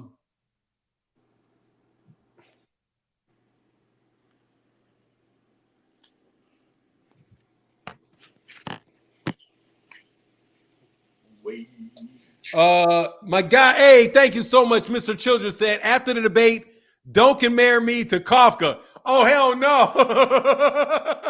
Hey, Kafka, they say, hey, go ahead, though. All right, so go ahead, Egomaniac Kid. We got about 5 minutes, so we're going to let these other dudes up here and do it, too. So go ahead. I'm sorry. Are you okay, Big Okay, Kafka? can we... I'm okay. I'm just confused about why he would take it that way. Like, I was trying to have smoke with the whole chat. I'm confused. You lack self-awareness, that's why. Okay. You lack self-awareness, so you pissed off everybody in the chat all the time. Let's get out of the personal attacks and let's do this accomplishment for accomplishment thing and keep it pushing. We got to get to the battle. We got to get to the accomplishment thing so we can get back to boxing. Is there any way we can just do like a little quick format? Like we just share our educational background and then we can go for accomplishment and accomplishment. Yeah, let's do this. Give me your 10 So we try not to talk over each other. Look, there's a lot of accomplishments. Let's give the top 10 accomplishments, and we're being positive. the top 10 things that you think are major accomplishments in your life. And be positive. We can go 10 or we can go 5. Let's go 5 because don't nobody ever need to know that much of your business. So go ahead. Top 5 things. You can go first, Ego, because you called Egomaniac Kid because you called him out. So top 10. Top 5. Top 10. You want to do top 10? Damn, top 10 is no. I'm sorry. Top 5. Okay. Money. We got some money we betting here? No, I mean, first. All right, go ahead. I'm just checking because if there's money on the line, dog, look. Well, I don't. The problem is I don't think you can really quantify this in a way. Right. I know. So, okay. Go ahead. Graduating from a liberal arts school. That was my first accomplishment. Getting a 4.0 in just one semester. That was one of my top accomplishments. That's 2. Great accomplishment. Do you guys know what an art residency is? Yeah. So an art residency is where an organization, oftentimes galleries, will select, usually they'll amongst a group of artists, an artist to sponsor, and they will let them live in their space for free in exchange for me making work. I've had 3 of those, and one of them at this gallery called Tager Broadus, where my work is hung up on the same walls as a Picasso. Oh, that's amazing. That's awesome. Huge. Go Just go 4.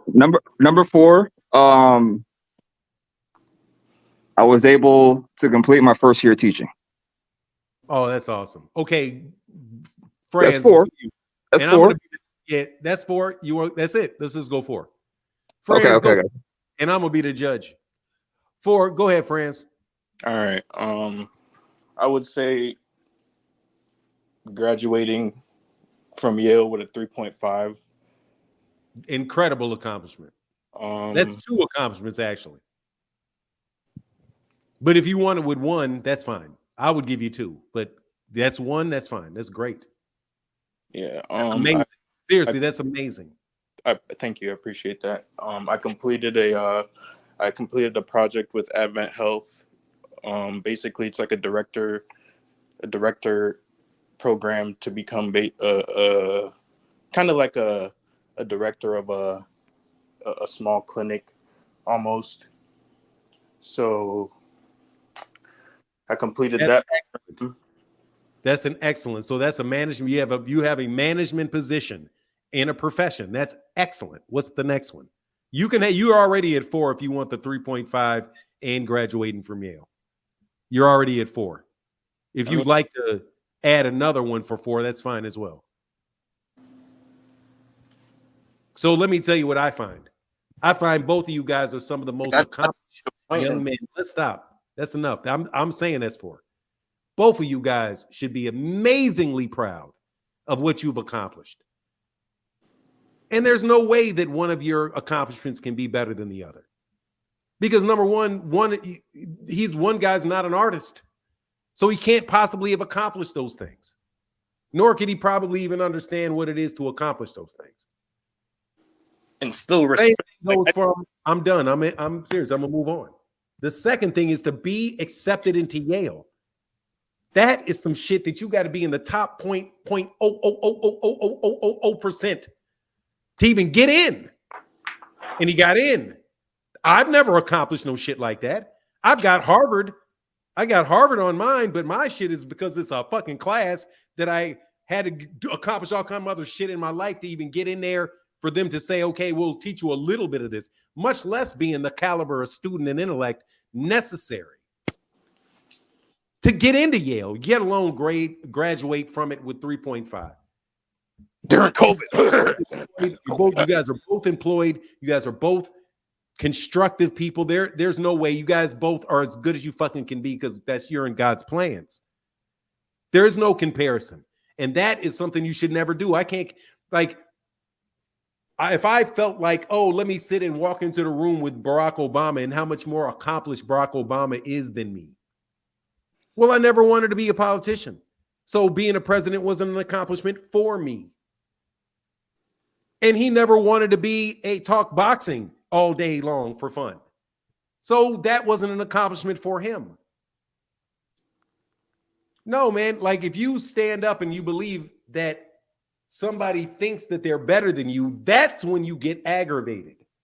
When you're like, hold on, man, you're not better than me, but you're also not better than him. And that's maturity. And you guys should both be extremely confident in what you do every day. And don't let the confidence of one guy offend the confidence of the other guy. Because that's how I was when I was your age. Other people's arrogance offended me. Because it was like, hold on, man, you acting like you the shit and I'm standing here. You don't know I'm the shit? Well, no, he doesn't. And nor do I know of him, really. But we just both think very highly of ourselves, and our own confidence can create a battle between two people that should be nothing but proud about themselves, and then we battle to tear each other down. Who would I be to tear down somebody that has an art residency? I can't draw a fucking stick figure. Who would I be? Felt like. So no, let me end it on. Okay, sorry. That's the end of my speech, because seriously, no two people as accomplished as you all should ever do anything but look at the other guy and be happy that you're not alone. Ego, if what I said yesterday towards ain't no apologies needed. I ain't even trying to apologize. I'm just letting him No, we're know. cool. We're cool. You can see. Seriously, man, let's end it. Because I knew what that was going. I know that's what that's going to be. Because I'm fucking. Well, and that's why I came up here, because I have the same belief about accomplishment. I don't really think I can compare my accomplishment to him, and I don't think you're trash. But you said that you were talking to someone, so I just made that comment so we could have this debate. That's why I said Yale was trash, because you were like, oh, someone called my school out. But I don't think that. But like, it did feel like you were tearing down people in the chat, is what it felt like, and that's not cool. I never try to boast or even bring anything up about my school like that. That's why I always feel I feel like it comes left field, because I never try to because bro, I'm putting you on the spot. When I was in school, bro, I felt like a nobody. You got to realize, like, when you're around all these rich, smart, like extremely, like, I felt like an idiot, bro. I had to go through school every day feeling like a dumbass. Hey, I gotta go, man. Like, I'm sorry, bro. We just lost Agent Zero on the Heat. Y'all make it emotional, please. I get offended. Yeah, I'm good. I said my piece. It's all I wanted. Let's end that. Let's end it. But look, man, don't let somebody else's. My statement to you, egomaniac, is because I got a big ego too. It's right in your name. Don't let other people's arrogance offend your own. You know what I mean? It will do that. And fans, you good, bro. I'm the one fucking with you about Yale. You never brag about that shit. I'm just fucking with you about it. And then you defend yourself because I'm fucking with you. So I owe an apology to you for playing with you about something that I really am extremely impressed about and jabbing at you. You know what I mean? I'm an unk. I'm an OG. He's like your kid to me. And I'm proud of you, man, for the things that you've done. And I feel blessed to have known you and to be able to say, hey, man, I can beat the shit out this Yale dude, which I'm going to do every day. All right, man, I'm going to get back with you guys, man. And I'm going to, Ego, peace, man. You good, Egomaniac? Yeah, peace. All right, man. All right. Where you at, Kafka? I'm right here, man. You good? Yes, sir. My apologies for putting you on that chopping block like that, man. I shouldn't have done that. I'll be, I'll try to stop. Because, yeah, you're getting a lot of heat from me fucking with you about something I'm actually very impressed with. No joke. That's serious shit. Those dudes that you're not going to that school unless you are a very, very, very intelligent, structured person. And when you get out, it ain't nothing promised when you get out of college. Nothing. You know what I mean? Except for failures and chances. Failures and challenges are the only thing guaranteed out of college. You know what I mean? So you just keep grinding, brother. Where you go, Agent Zero? Where you at? We done? If Agent Zero comes, what's on your mind, Phoenix Assassin? You good, France? France, if Agent Zero comes back, then we'll have it. I think he ducked the smoke, bro. All right, bet. All right, man. What's up, Phoenix Assassin? Well, I was going to put an end to their whole discussion on that. I was saying I was about to put an end to their whole discussion. Why is that? Because you see that last video I sent you on Instagram. Which one? Let me I can look. Oh, it's the very last one. Children said after that debate, don't compare me to Kafka. Hey, go ahead, man. I'm listening to you, brother. Like I was saying, it was that very last one. So they had the footage right there of when the supposed illegal shot was landed. And if you look at it, the referee didn't step between them. He didn't separate them. He didn't do nothing. He had tapped them on the arm, telling them to let go of each other. And then Cordina lands a left hook and a right. And then after that, Kakase, he responds with his left hook. So, I mean, like I was saying earlier, how are you going to say that Kakase was the one who landed that illegal shot, but not Cordina, when he's the one who was throwing right there? And the ref didn't separate them or nothing. He didn't step between them. He didn't push them back, tell them to take that step back. He didn't do nothing except tap him on the arm right before it happened. So, I mean, if you look at that, like, I think it kind of supports, what they were saying, like, it's not factual, even though dude wanted to say that, he was coming out with straight facts. That wasn't a fact that it was an illegal shot. On top of that, if it was, it would have been a warning. It would have been maybe a point deduction or whatever. But, like, the referee didn't do anything except give dude time to go ahead and recover. So, I mean, when you look at it like that, how can we say that's an illegal shot for one guy but not the other when they both did the exact same thing? Except Cordina did it 2 times worse because he landed 2 shots compared to the one that his opponent landed.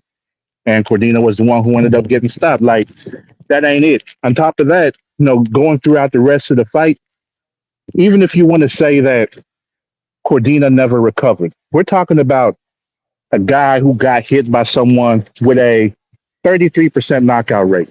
Look at Andy Ruiz and Anthony Joshua. Didn't Ruiz get knocked down first? But then he came back to get that stoppage?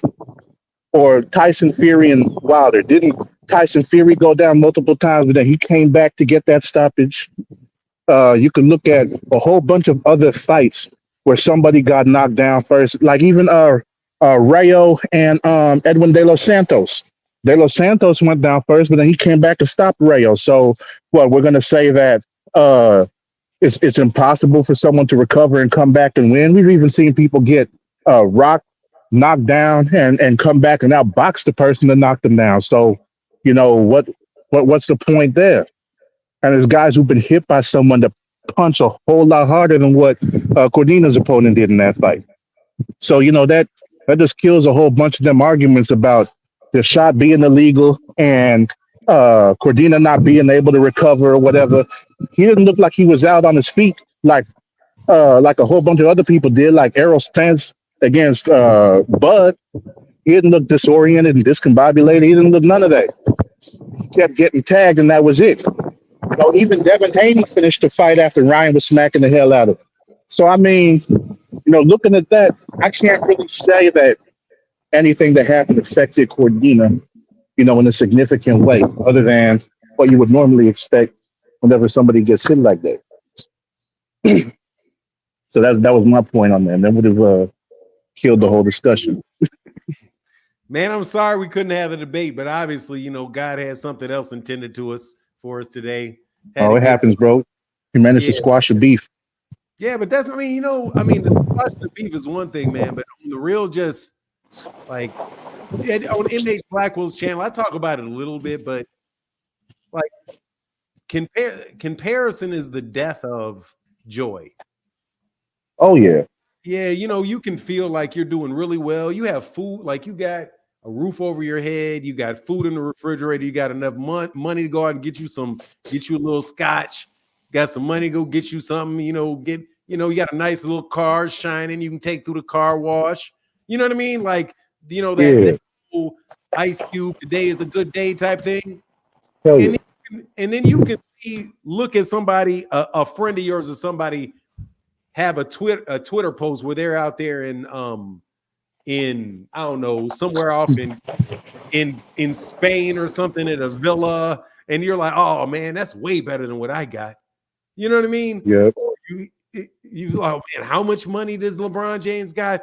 Man, I would really love to have that type. You know what I mean? And so it just kills the good things in your life, and the fact that it keeps your focus off the fact that you have everything you need. You know what Yeah, I mean? and I want to touch on that a little bit if you got some time. It's not gonna take too long, but like, yeah. So like the thing with that is, that's one. Hold on. I'm sorry. Before I do that, I got to pay the bills. So let me get these bills, and then yes. Gotcha. Banks, the boxing fan, said, we all seem to be productive humans in life. Our accomplishments are important to us, but at the end of the day, it's all about helping the next person. Thank you for that help. Speaking to the next person. If we can help just one. Exactly. Except, and he did say, except boxing hacker. Enrique M. You can take these two clowns out of the hood. You can't take the hood out of them. Why would you ever, Enrique, want to take the hood out of you? Why in the world would you ever want to take the hood out of you? I never understood that. If I had a lot in me, I wouldn't want to get rid of it. It's good. It's there for a reason. Yeah. Anyways, what's on your mind? Go ahead. I'm sorry, boxing. And that's all good. Yeah, I was saying like, that comparison, that's one thing that keeps people from seeing how wealthy they actually are, because it caused people to take a lot of things for granted. On top of that, like, especially like in the Black community, when we got people that succeed and everything, like, man, I don't know why we wouldn't want to try to build each other up. I don't know why we wouldn't, be proud of each other, like, collectively. But the problem is, like, everybody don't understand, like, we each have our own path to walk on. We each got our own things we got to go through. And we each have our own destination that we're going to reach. Like, nobody got to go through the same things. Nobody got to, be on the same path. Like, there might be some similarities, at a base level, but overall, like, everybody's circumstances are different, and everybody had different things that, push them to go in certain directions in life. So, you can't really even, compare, because it's like, to compare, you'd have to say like, hey, we went through similar things. We went through similar places. We had similar experiences, and, we're ultimately trying to reach the same thing. But like, it's not ever going to be like a 1-for-1 comparison. So that's why, you can't really say that you're better than the next person. I mean, like, shoot, you might be an astrophysicist, but then at the same time, shit, you might not be able to do shit at a barbecue on the grill, right? You might be, the best parent in the world, but then you can't drive worth the shit, so you always got to go ahead and get a ride or something. Like, everybody got something that they excel at, but at the same time, they also got things they don't excel at. And it's just about being mindful of others. You can't really be tearing people down because you don't understand what they're doing or what they're going through. And at the same time, you don't always have to be offended by somebody talking about what they did or what they're going through, because sometimes people is just saying that because they're proud of themselves. They're not really aiming to go ahead and try to tear you down and make you feel some type of way. Some people is just, man, I did this despite what I already went through in life before it. And that's all it is. So, it ain't nothing to get too worked up on. That was my thoughts on that, man. All right, man. Well, thank you, sir. Appreciate you, Phoenix. Yeah, for sure. All right, man. Salute to you, sir. Hunter Young said, if I'm not robbing you or harming you, I am productive. I set my moral compass low so I can always impress myself. I'm joking, or am I? You're joking. You're joking. That's obviously a joke. That couldn't be logically speaking, that couldn't be anything but a joke. But I do appreciate that. I do appreciate the humor. Thank you, sir. Man, that's incredible, Zulu. That's an incredible story. I was homeless at 12, had a child, then got my first apartment at 15. Wow. Yeah, you are out doing it early, huh? Here's the link. We're going to take a couple more callers, but you know what it is today. Today is the day that the Lord has made. Rejoice and be glad in it. And I'm extremely happy because my son is going off to college today. Can I get some applause for my son? Even though he ain't watching the show, believe it. Still going to give some applause because I am happy for this young man. You know what I mean? Yeah, that's, hey, man, that ain't no joke, Zulu Line. That's what I'm saying. Like, where you come from and where you get to, you got to take that in consideration. And ultimately, it really is about the goal you're setting for yourself. This is MH Blackwell Channel's content right now. You know what I mean? I could kill a link on the boxing, but I won't. Yeah, man, that's a big thank you for applause for me. Yeah, sir. He's going out there. He'll be out there in New York. Yeah, man. So everything gets more expensive for me. Like, you know what I mean? Like, shit just got real good. Ooh, Lord, but I'm so happy. It's like a benefit. Like, it's better than not having it, the cost, man. But it is something, man. So, so Rollo still has a chance in life. Rollo probably has a good life. He seems pretty happy. Rollo seems like he's living a good life. Merch is dumb. I'm just say bad things about him because he says bad things about me. That's it. It's a game to me. I don't really think that he has. I mean, I am better looking than him, but it is what it is. He is dumb as a box of rocks, but hey, man, he don't know it. He's dumb. You know what I'm saying? Dummies don't know they dumb. That's why they're dumb. If they knew they were dumb, they'd be smart. They don't know they're dumb.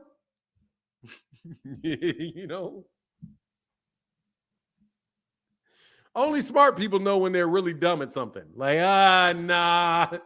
Because they can perceive how good you need to be in order to be good. And they see how far away they are from that. Hell no. I mean, but still, he don't know he dumb. So he's living a good life. Yeah, exactly. Ignorance is bliss like a champ, bro. That's why I didn't want to pay attention to politics too much. Because my ignorance, man, I went through the entire first Trump presidency without knowing squat. Because I was like, oh, this is going to be real bad. I'm about to go on autopilot. I'm about to go on autopilot on these politics for a couple years. Because this ain't going to be good. I have to focus on feeding myself. Deborah Booker said, Fanon, I want to congratulate you and your son and my wife and his sister for knowing because I know without you and his life, because of the grown up that you are in standards that you made it possible. Hey, man, God made it possible. My son made it reality.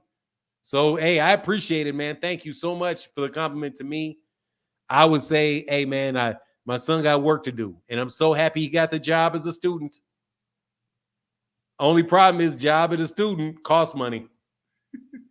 Student is the only job you can have where you got to pay to work because of the promise that somebody else may pay you down the line. But it is an accomplishment to get there. Believe it. That's the end of your childhood. And you're 18 years old. You left the public educational system, the mandatory public educational system, and now you're going for a higher learning. Thanks, Banks, the boxing fan. And he had to get better over time because he didn't like school at first. He got an appreciation for it later. And then he worked very, very hard. And so he knows how to work. He's got his mission. As long as he stays focused and is in God's plans, it's going to be good. It's going to be good. Then get out and learn for real. Yeah. And then after you get out of college, then you go out and learn in the real world. Yeah. No worries, Deborah Booker. I understand. Thank you. I appreciate you. She's in earshot, so I need to make sure. Yeah. My son is a junior at Southeastern in Louisiana, engineering and starting left guard for the football team. I can't be more proud. That's what's up, man. Oh, thank you, Alan Sostan. Is your son gonna go for your organization? No, I doubt it. Is he gonna pledge a fraternity? I doubt it. I don't think he's interested. Hey, thank you, A. Jameson Childress. Thank you, man. He said, support for the young brother. Congratulations. Thank you. Appreciate you. Thank you, Mr. Childress. And Alan Sostain says some good conversations this morning. Thank you. Yeah, we had some good ones, man. We had some good ones. But I'm going to probably get out of here a little early because I want to, I think I want to enjoy the rest of the time I can with my son before he leaves, and I'm not going to see him for several months. I don't know why it's so different with my son leaving than my daughter. Probably because it's my youngest. And then him leaving means I have no more kids in my house. And it has been the central focus of my life, and my number one goal has been parenthood for 20-something years, you know? And when they go and they're in college, that's the beginning of them. Like my daughter left and didn't come back after college. Come home from summers a couple times, but it's, you know? Yeah, grandkids next up. Yeah, I've got a lot of friends that already have grandkids.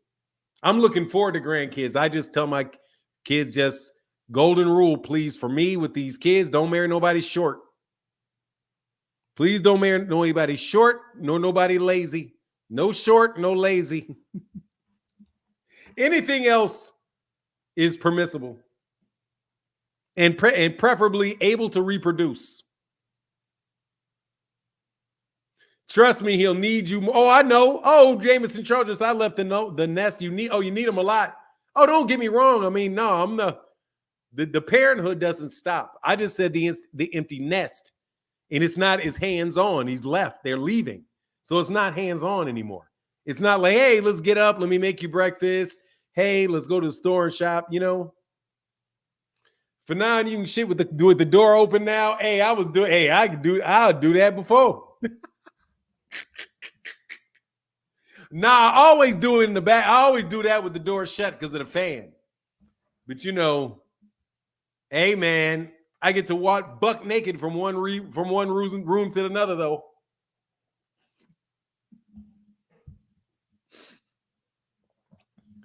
Hell, hey, no short, no lazy. Watch the giggles. The giggles. North Star, how can I help you? What's going on, Fanon? Congrats too on your son going to college, especially that being your last child. That's what's up. Thank you. Youngest child. I don't know if it's last. I might get froggy in my old age. How can I help you? You ain't still got it like that, dog. No, I just came up here for the smoke, man. I don't got it like what? You ain't got it like that, but now come on now. You don't think that I have it in me to have a child? Hell no. It don't take that much work, man, and it's kind of fun. Man, you be exhausting all the testosterone on these debates. What do you think I'm debating with? I said you be using all your testosterone. There's no use of testosterone in this debate. None. Oh, you be getting live sometimes. I ain't gonna you have anything to say, bro? Yeah, I mean, yeah, I was gonna speak to the real. I was gonna come up here and debate the you know, the whole Joe Cordina thing that we talked about yesterday. But want to talk about some dumb shit like a 55-year-old man can't have a baby.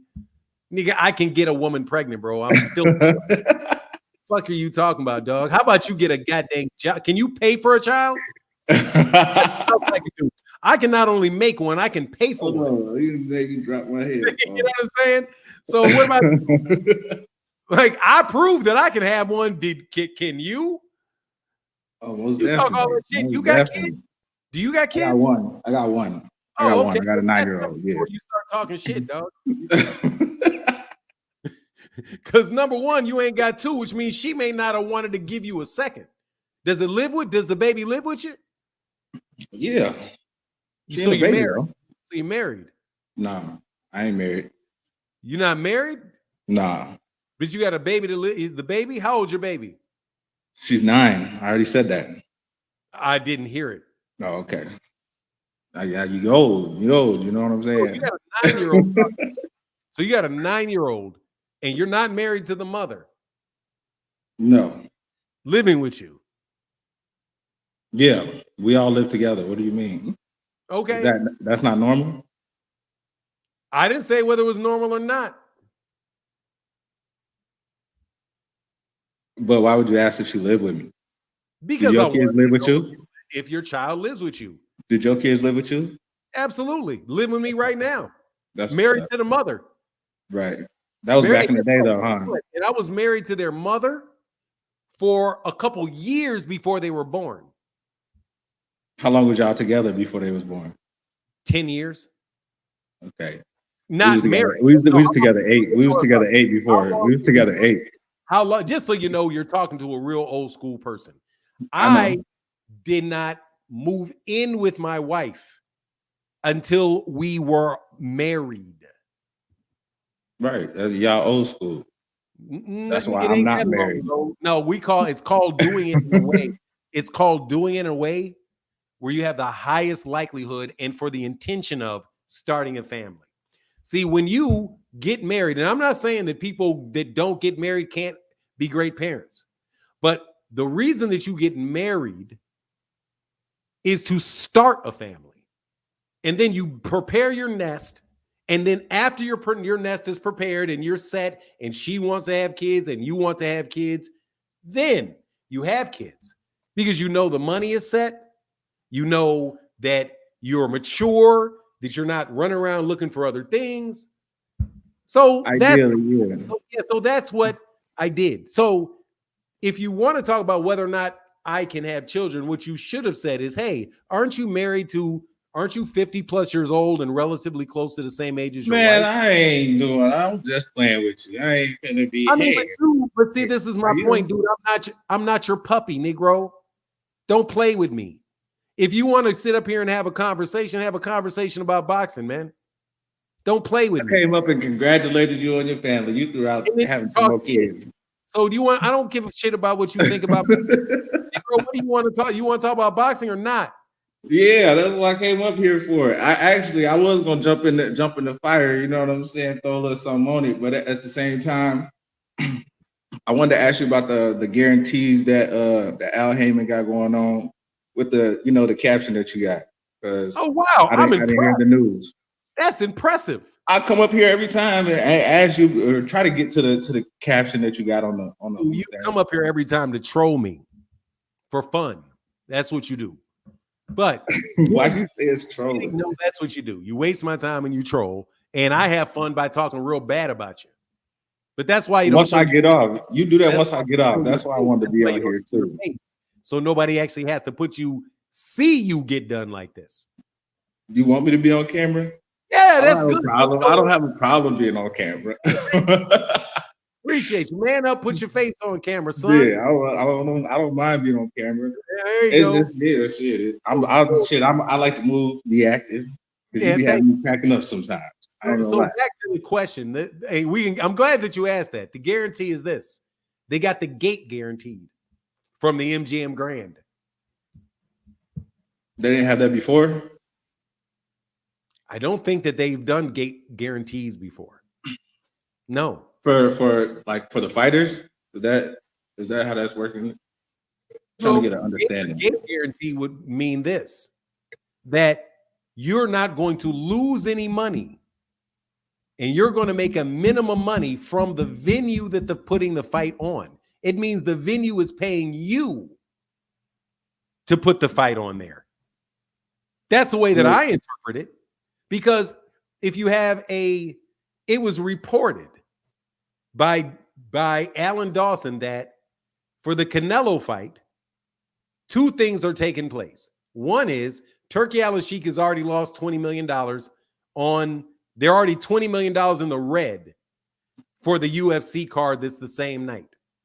And that fight, the PBC card, which is Canelo, that the PBC has a gate guarantee from the MGM Grand, which means that the MGM Grand is paying the PBC money for putting the fight in there and ensuring that it's going to be profitable for them, at least the gate is, which means that they won't lose any money because Turki Alalshiehk is spending a bunch of money to put on another event.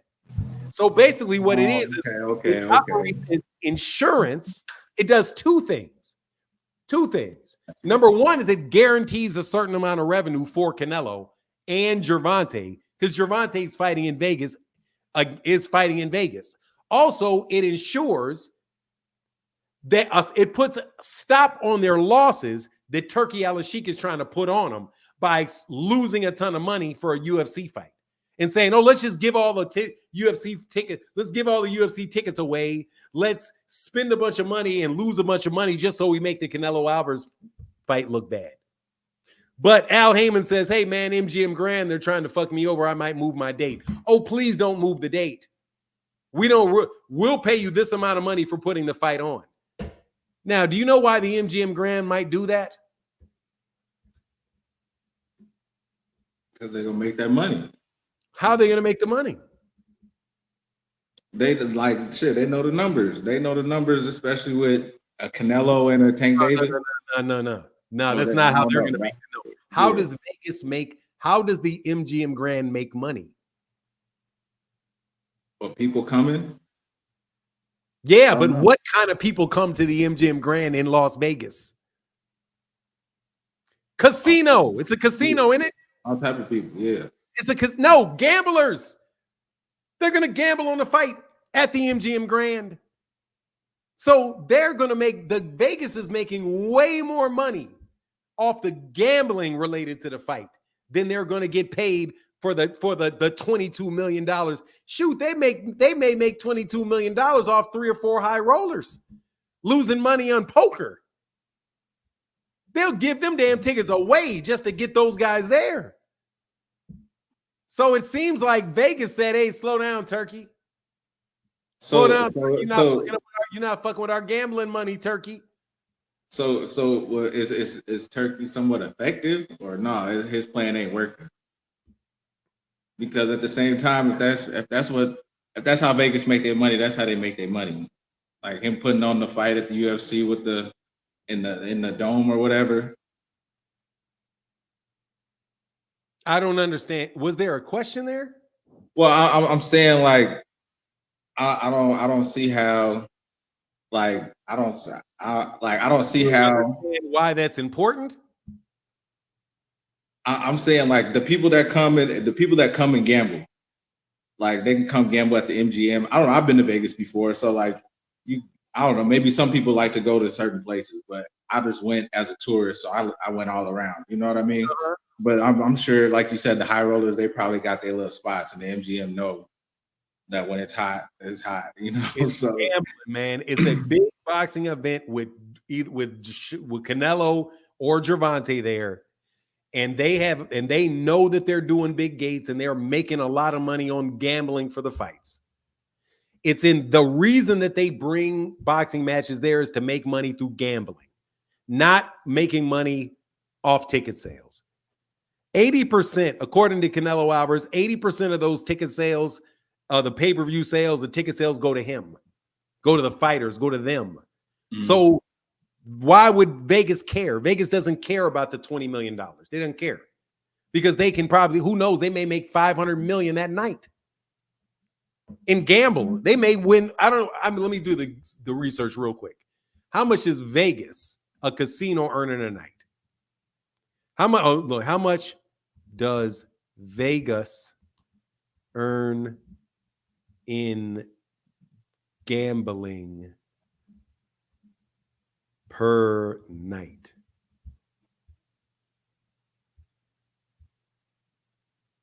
They can make $10 million. They can make $10 million daily. They can make $10 million on a Monday night. So you throw a big ass event, man. They 10 times that shit. They'll make their money. They'll make their money on gambling. So yeah, that's so. But does that Sphere, does that have a casino in it? I don't. It's Vegas, so it's the MGM. MGM had a casino before. Right. Yeah, I know the MGM does, but I don't know. I guess boxing and UFC. It might be a sight to see. Yeah, MGM Grand is a casino. Yeah, it's a casino. So I'm talking about that. I'm talking about the Sphere where the UFC is going to be at. Does that have a casino? Because if it doesn't, then all the people that are going there, or all the people that it'll bring, Vegas will still profit. But even having them both going down, how they going down? Vegas is still. So I'm just saying the MGM Grand is not in business with the Sphere. The MGM Grand is owned by the people that own the MGM Grand. Right, but that's why the people that own the Sphere are different people more than likely. Right, so but there was that's their competition though. Yeah, but that's my point. You said Haymon was going to move the fight. Listen to understand. Yes, that's the competition. So you have the Sphere competing against MGM Grand, but then you got Turki saying, I'm just going to buy up the Sphere, which allows the Sphere to compete with the MGM Grand. So the MGM Grand says, hold on, man, how can I offset this? I will just say, hey, we don't care about the gate. We'll forfeit the gate straight to the fighters, straight to the PBC, so they don't have to worry about taking a loss. Because the PBC, because again, the MGM is making money off the gambling. And that's an event. Like you said, they only be getting like 20%. That's an event in their hotel. They don't want people leaving their hotel to go across town. They want to keep people in their hotel the whole time. Because they don't even have fucking lights on in that damn place. Because they want to keep you fed, they want to keep you drunk, and they want to keep you there. They don't want you going. They don't want some billionaire waste money. Oh, let's go to Sphere. No, Sphere ain't got no hotel though. That's what I'm saying. Like they're willing to give up that 20% to the boxers. Like Canelo, he gets 80%. We're off topic, bro. We've already addressed that. The way that the PBC makes their money is through the gate. The way MGM makes their money is through the gambling. So in order to make their deal profitable and less risky for their partner, the MGM Grand says, look, I'm going to guarantee you a certain amount of money that we're going to pay you for the gate. We're going to guarantee you. So just like Bud doesn't want to fight for a purse unless it's guaranteed, like I don't care what you do. If I show up and fight, how much are you going to pay me? Oh, I'm going to give you a $5 million guarantee. If the MGM gives the same type of guarantee for Canelo and Gervonta fights, that means that gives the PBC more room to make fights because it comes less risky for them. The PBC, they must have obviously have Riyadh season. Like they can't get no fights in the MGM. That's what it's looking like. That's what it sounds. No, that doesn't look anything like that. It doesn't look shit like that. What it looks like is that they've done so much money with the MGM Grand, and the MGM Grand values them so much that they'll say, please do a fight with me, and I will bypass the gate. You can have the gate. I will pay you to come here. The guarantee is that they're going to pay them. Now, they may not come out of anything out of pocket until the gate gets to a certain level. So if it says, I guarantee you $10 million for your gate, and it winds up being 15, the guarantee doesn't come into play, and they pull the 15. But if for some reason Turki Alalshiehk guts the show, they say, okay, well, we didn't lose any money. You can give all these tickets away because guess what? The MGM already guaranteed it. So we're going to now give away the tickets and bring people into the casino so that they can continue to gamble. It doesn't, if they didn't think that they could gamble, hey, bro, look, man, you North Star, I'm glad you showed your face so we can have a real discussion about this, bro. And you clearly do not understand this. Yo, I get it, but I'm seeing the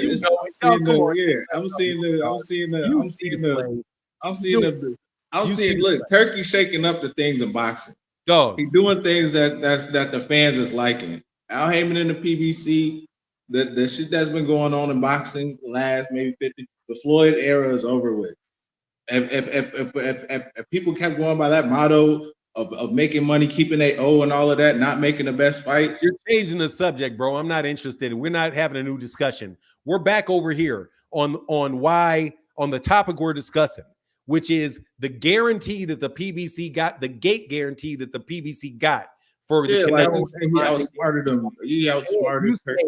And you saying how Turkey's doing his thing, but Turkey just got, the way that I read it, is Turkey just got played by the MGM. That's how he got played by the MGM. That's probably why they had to have that fight in Cali. Listen, they've lost $20 million on the UFC fight. $20 million. Already lost it. They're in $20 million in the red, according to Dana White. $20 million in a loss. You know Turki Alalshiehk lost money. In every one of Turki Alalshiehk's fights have lost money. His model is not to make money. His model is to lose money. Bro, that's part of starting a business. When you start a business, you might take 5 years to make some money. It doesn't matter. That is what he's doing. You can say why it may take you time. That is what he's doing. So what you have with a guarantee, when the competition now finds a way to reduce their cost and to guarantee revenue, to guarantee revenue, isn't Turkey just offering a guarantee even if he loses money? Now the MGM is coming with a guarantee because the MGM wants to work with the PBC, and the MGM is backing. You got a major casino back in the PBC, back in Canelo, back in Gervonta, and saying, we want you to have your events here. And the reason they want them to have the events there is because they have the biggest events. They have the biggest events. And if you have the biggest events, that's where they're going to make their most gambling money. I guarantee you Turki Alalshiehk ain't earned Vegas no money. Unless Turki Alalshiehk no side check. Dude, if Turki Alalshiehk pays a site fee, pays fighters, that's not money for Vegas. But Vegas is making money by people actually flying in to seeing the fight through tourism and the gambling that results. That's why Vegas is the top city in boxing in the world, because of the gambling. Otherwise, it would be New York City, or it'd either be New York City, maybe it would be LA, probably New York City. It'd be the center of boxing if it wasn't for gambling. But all the money they're making in gambling in boxing is the reason that boxing is centered in Las Vegas. And they're not out there losing money. They're out there making a lot of money in gambling. But if you dissuade an attraction from going there by lowballing them and cutting them out and trying to make Vegas's major casinos events fail because you're willing to lose money and you're out there in Saudi Arabia. Wait a minute. How does that make it fail though? How does what make it fail? Like, okay, so if the UFC is already its own thing or whatever, you know what I'm saying? It's still, that event is still going to bring in tourism. Let me tell you why. No, like you said, hold on. You said Al Haymon was threatening to move his date. Sir, and that's how he got the guarantee, right? There's always, I don't know if that's how they got it. It may have been in place before, but I will tell you the effect. We know when Canelo Alvarez is fighting in Vegas. We already know it. He fights there every year in Vegas. The only question is, who's going to put the fight on? Is it going to be Matchroom? Is it going to be PBC? Is it going to be Golden Boy? But you know he's fighting there. Now with Gervonta, you know Gervonta's fighting there. So if you try to make it less profitable for them to put the fight on, they're less likely to put the fight on. If you're going to compete with them, no two promoters want to put big fights on or bigger cards on at the same day. The UFC doesn't really want to go up against Canelo. They don't want to. So are you saying the PBC got Vegas on lock? Why are you trying to put words in my mouth? I'm just saying that's kind of like it sounded like that's what you said without saying it, because Matchroom they be going elsewhere. They be going they got boots out there in Philly. Right, Riyadh season had to go to Vegas or to LA in the last fight. Like it doesn't sound anything like that. Golden Boy and them, they was in what you call it? That's a straw man, bro. You're not gonna. I didn't say anything like that. I didn't say anything like that. I didn't imply that the PBC has Vegas on lock. No, the PBC doesn't. But I'm saying though, like the way that they sound, and man, I gotta let you go, bro, because you squirming off. Okay, don't squirming off. Bro, I'm not squirming off. I'm just sitting here listening to you talk, and then as I'm telling you what it sounded like, that's all. That's as soon as somebody's saying something, you talking about we going off on the. No, I didn't say anything about PBC having Vegas on lock. You didn't. I didn't say that you did. You said it sounds like that's what I'm saying, and I start breaking it down. Then how are you not saying I'm saying it if it sounds like I'm saying it? Because they obviously got a relationship, the MGM, PBC, Al Haymon. They've made a lot of money together. No, you're just trying to change the subject, bro. If it doesn't sound, it doesn't sound like I say it. If I didn't say it, it doesn't sound like I said it. I do. Hold on, Fanon. Every time I get on here, you do that. You do that every single time to me. You do that to me every single time. I get on here, I get to saying something, explaining what I'm talking about, and then you will take it and translate it, interpret it, take it, flip it, dip it, and yam. Come on, dog. I'm not changing the subject. Yes, you are. But I'm telling you to make it make sense because that's the sense that it sounds like it made. Because make it make sense that the PBC has Vegas on lock. They got a guarantee because a competitor might be. Why is Turki such a competitor when you say he don't even be making no money? You told me that make it make sense. Make it make sense that the PBC is running Vegas. Do you want me to make that make sense? See, there you go. It's a serious question. Do you want me to make that make sense? I just made it make sense for you. I'll just. You're saying the PBC is running Vegas and I'm not. I'm saying that's what I'm getting from what you're saying without you actually saying it. That makes sense. With all the politics, you know, I came up here and asked the question because when it comes to boxing and the business side, do you want me to make sense of the PBC running Vegas? You feel like I am communicating. You already said they got a good relationship. They got history because they've made money together, so they should have some pull. You're squirming. That makes sense. You're squirming. That makes sense. You're squirming. That makes sense. Do you want me to explain that or not? Did you not? Go ahead, Fernando. Go ahead, man. Go ahead. I cannot make sense of that because it's nothing that I said nor nothing that I believe. I don't believe that. I don't believe the PBC runs Vegas. I don't.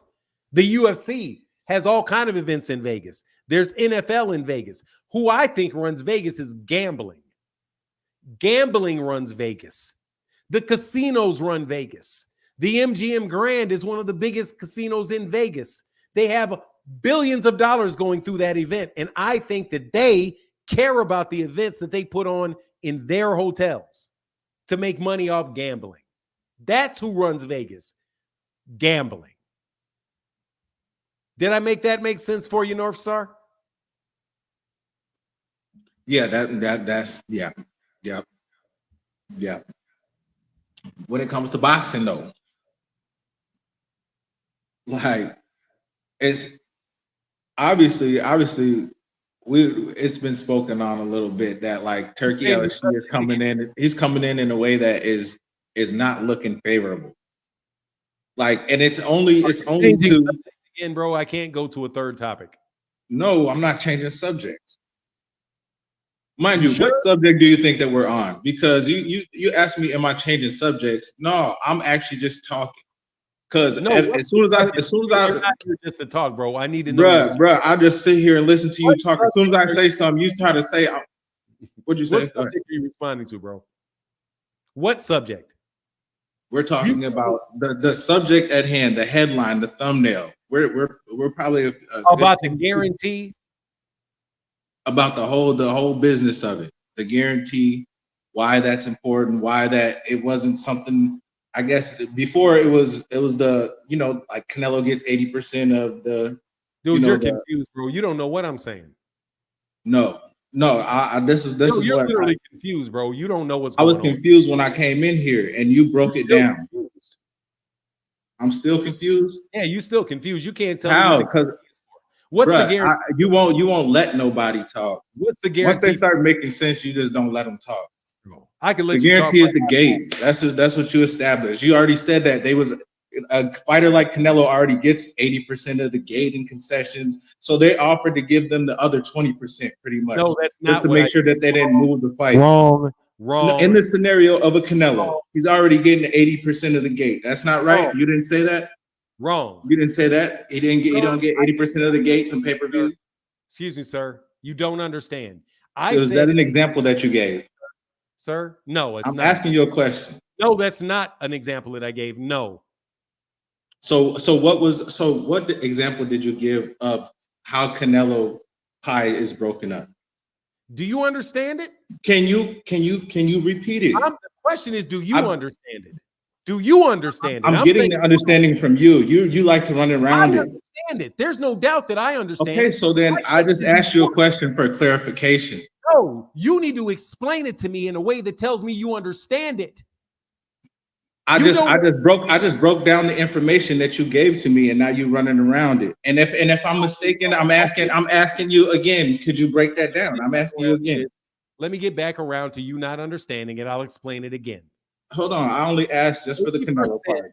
The 80% that I said where Canelo Alvarez said that 80% of the gate and other things go to the fighters was me explaining the importance of the gate to Canelo and the importance of the gate to Gervonta and the willingness of the MGM Grand or the casino to guarantee it, to get them to guarantee the 80 or to guarantee them the 100% gate. Guarantee a minimum gate, not the 80%.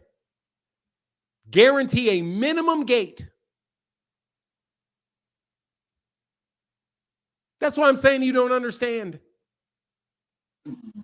Because that is because from my understanding, I don't understand it. When you just said that like that again, right? You're right. I'll explain it. You don't understand it. They're fearing of losing money? That's the whole thing. Listen so you understand, and then ask questions about what you understand.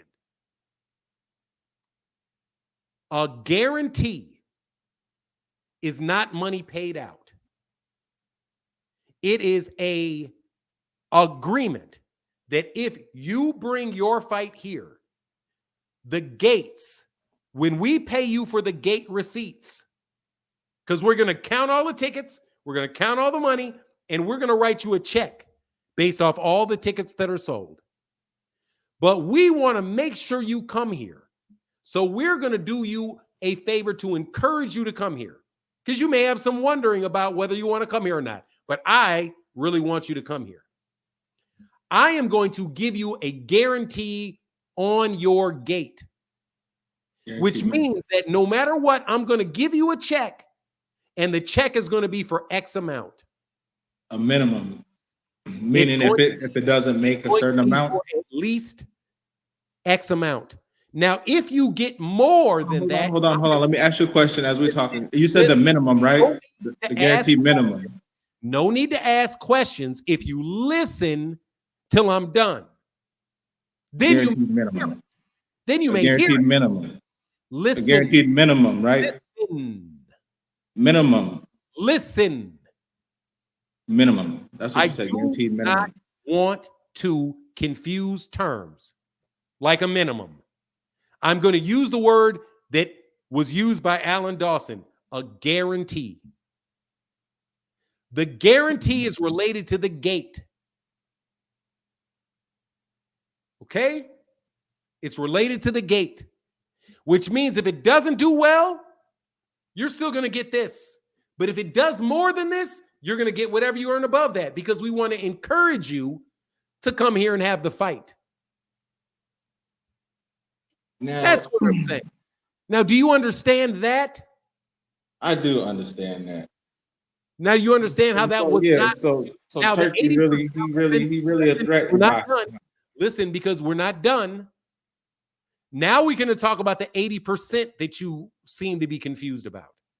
It was a scenario. That's why I want to go back to. I am going to try to explain to you what I said about 80%. 80% is what Canelo said he gets of the gate. It is when the MGM cuts a check for the gate, whatever that is. Canelo then takes 80% of that. That's what I'm saying. So based on what you're saying, because that's what you've been saying the whole time. You've been saying the exact same thing. Because we're still not stuck. I'm still not convinced that you understand just because I said I understand what you're saying. Explain it so I know you understand. Prove it. Well, then you did want to take back the guaranteed minimum, but that is actually what it is. That's what you first said. I'm proving it. How you gonna jump right in while I'm talking, bro? To prove it. You do that. Why you be doing that CNN? Prove it. Because I don't have any patience for this bullshit. Prove it. How I'm gonna prove it if you ain't gonna let me talk? How I'm gonna prove it where you want me to start at?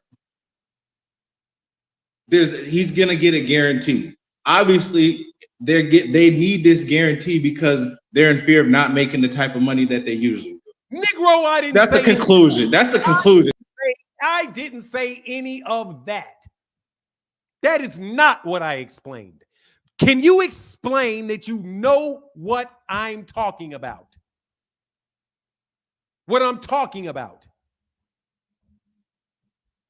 Fanad, what you're talking about is, like you said, so that you guys make sure you guys have your event here, the MGM is guaranteeing them a set price, and then you erase the minimum part, so it doesn't matter what the gate is, regardless of the gate, whether it's high or low, they're gonna get a set price. Now, if it's higher, they probably get no.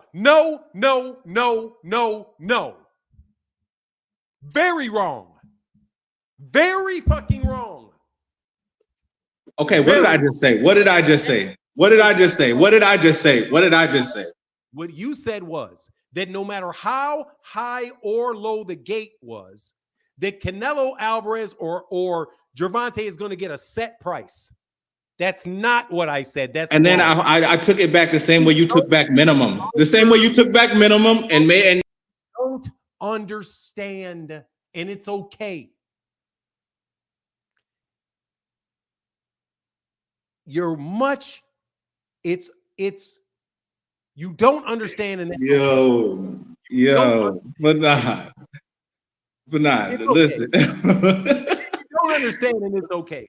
Right. I be listen, we all here. We all here. It is what it is. It is what it is. You know you got that wrong. You know you got it wrong, right? Hell no. If I got it wrong, then you got the guaranteed minimum wrong. Sir. And you took it back. You took it back. I ban you for life. Okay? The guarantee is that they will pay a certain amount at the least. If it's more, you get more. But if it is less, they put it right there. Okay? So that's not the same thing that you said. Okay? It's just not. It's a small technicality that's huge. It's actually not even a small technicality. Okay, it's a huge difference, bro. Do you have now look? You don't and the small technicality and the huge difference. It's a huge same way. It's huge. It's huge. Okay, it's huge. It's huge. Do you know why as huge as it was? No. Hold on. Let me finish. You don't know why it's huge. Go ahead, man. Go ahead. Do you know why it's huge? Go ahead. You're gonna tell me like Donald Trump. It's huge. But you don't know why that's a huge difference, do you? Biggest technicality. Let me tell you why it's such a huge difference. Okay. Go ahead. All right. So say there's a boxer named North Star. And North Star had a boxing match. And he was under the terms that you just explained. And he had a guarantee for $5 million for the gate. And he was going to get $5 million whether or not it sold $100 million worth or $1 million worth of product. He was going to get $5 million. Okay? Under your interpretation, you get $5 million. That's your rule. Your rule is you get $5 million. No, that's not my rule. Sir, if you get the guaranteed minimum, if you get a set amount, then you took it back. I understood that. Man, I'm listening. You not listening, bro. You keep trying to talk to me about the same. Listen. Every time I cook you do that.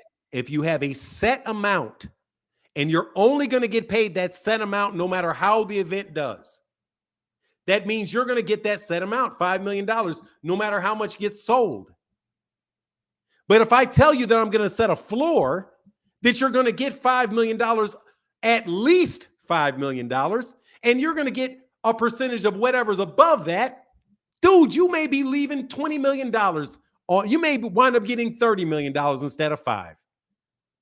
That's a $25 million difference. Obviously, you don't be listening to me very closely, because as I was breaking down what I said, I brought up the guarantee like you did, because I kept emphasizing the guaranteed minimum, and then you clarified that. Blah, blah, blah. Long story long. I get it. I got another question for you on a different topic. Who you think you're Gervonta is changing going to have topics? next? You're explicitly changing topics now. Explicitly, just because you got that one. I'm gonna give you that. Growth. You got that one. You got that one. You got that Yeah, one. of course I did. Now what's next? Who you think Gervonta Tank Davis gonna fight next? Nigga, I ain't talking to you about that. You lost, nigga. Sit on that L. Fuck, kidding me? You think you gonna lose like that and keep the conversation going? Get your ass out of here, man. Come back later, bro. That was fun. Get your ass out of here, dog. Hell no, dog. You gonna take that fucking L and sit on it. I ain't gonna want to make that the shortest L ever. Where you at, King, so I can get out of here, man? I saw you, King. That man wanted to make that L the shortest of all time.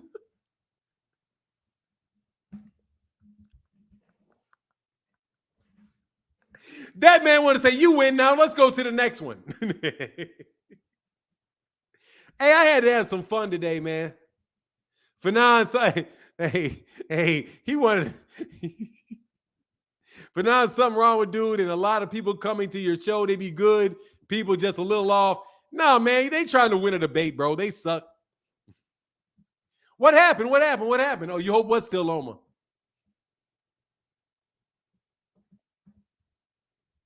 Justin Jones, how can I help you, Justin Jones?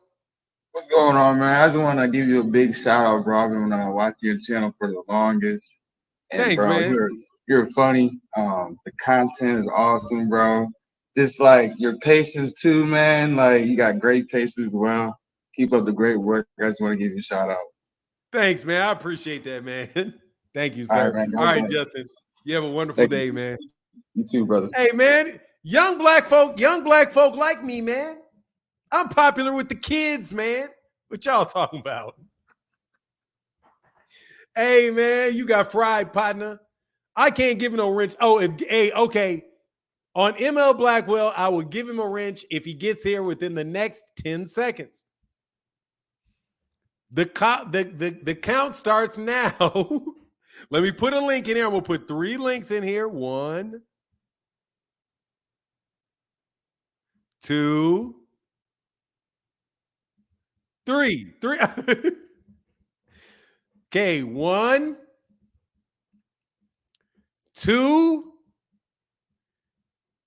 3, 4. We at King. 5, 6, 7. Come on, man. I should have set your ass. I should have left you back there and made him think you missed it. You got my wrench, bro? Do I got your wrench? Hell no, it's my wrench now. Hey, why you out here telling stories, bro? Oh, damn, you lost your wrench even before I could put it on there. Come on, man. Why you out here? What story did I tell? Stories about Al Haymon outdoing Turki Alalshiehk. Do you know that? Oh, you're drunk, dude. Are you been drinking this morning? You know those UFC. You know those UFC tickets. Hold on, I got to tell you, you sound a little intoxicated. You been smoking? Have you been smoking? I told you I don't. You been smoking? Stuff. But those UFC. I don't know what you've been doing. You had that mushrooms? I don't do none of that shit, bro. You got something. Straighten up and fly straight. Hey, sit up and fly straight, homie. Because you sound like you got something going on, bro. You slurring. You got all kind of stuff going on. There's nothing going on. I'm just laughing at you. Did you just wake up or something? No, I'm just laughing at you telling stories. That's all. What's the story I told?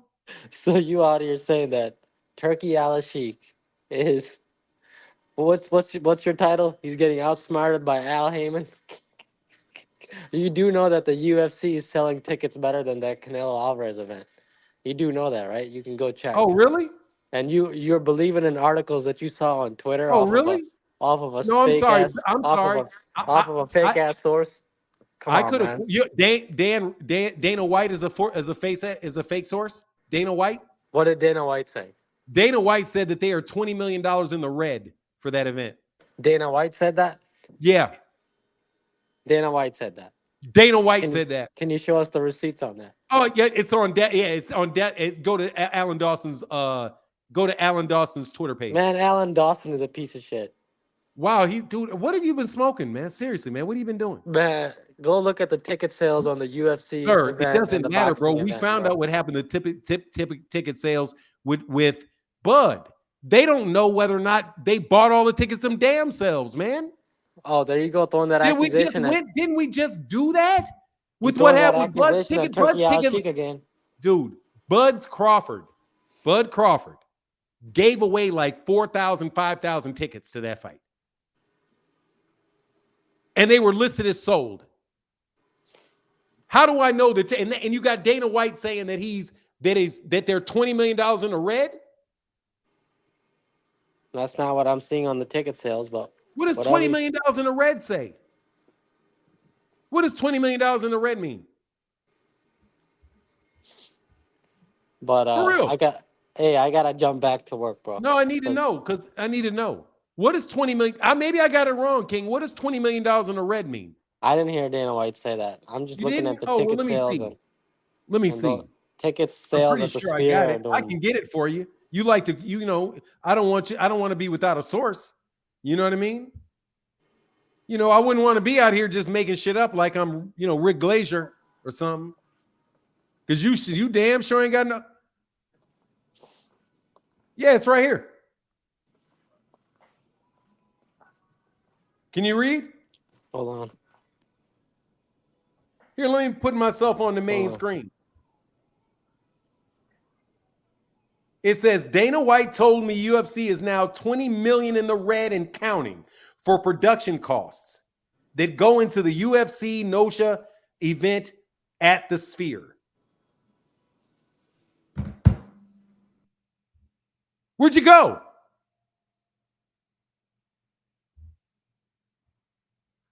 Where'd you go? I thought you said that I was making shit up. No, I can't give him a wrench because he lied. I took his wrench before I could get it. I had to take his wrench before I could give it to him because he lied on me. It's 20. He said Dana White told me UFC is now 20 million in the red. Last time I checked, red is loss. In the black is money. In the red is a loss for production costs. Production costs. Just production costs. They go into the UFC Nosha event at the Sphere.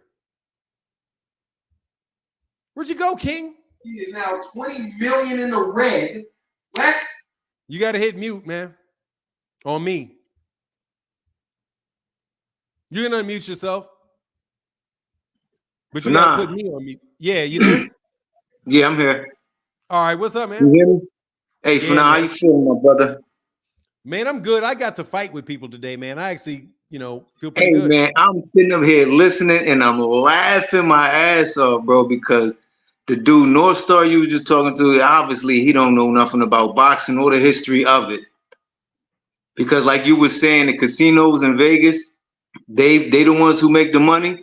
They was doing the same thing back in the day in Atlantic City.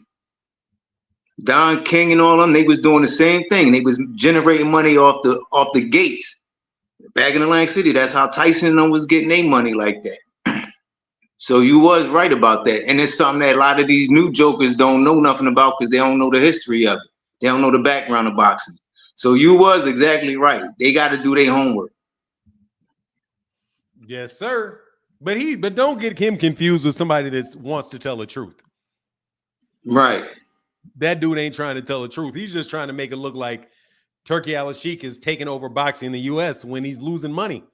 And the only thing brand just said they would pay them to put the fight on there, which is huge. The only thing most of these dudes come on here for is just to rock with you to see if they could take you down, but they have no success at all. It's crazy. Like, why you keep doing it to yourself? And then you making everybody in the chat look at you like you're a stupid ass idiot. Like, that's a no bueno.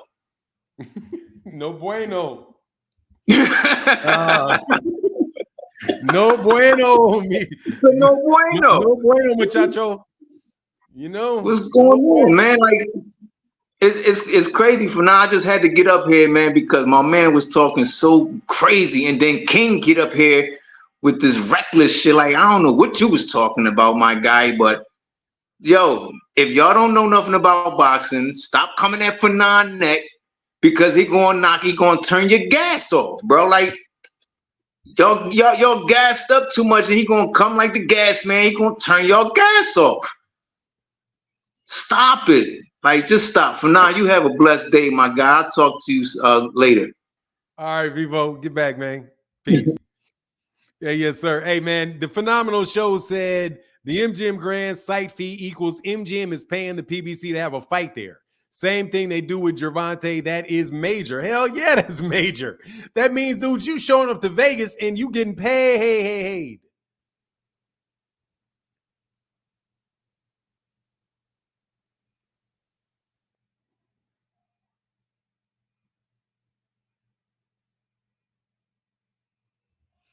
Hold on a second.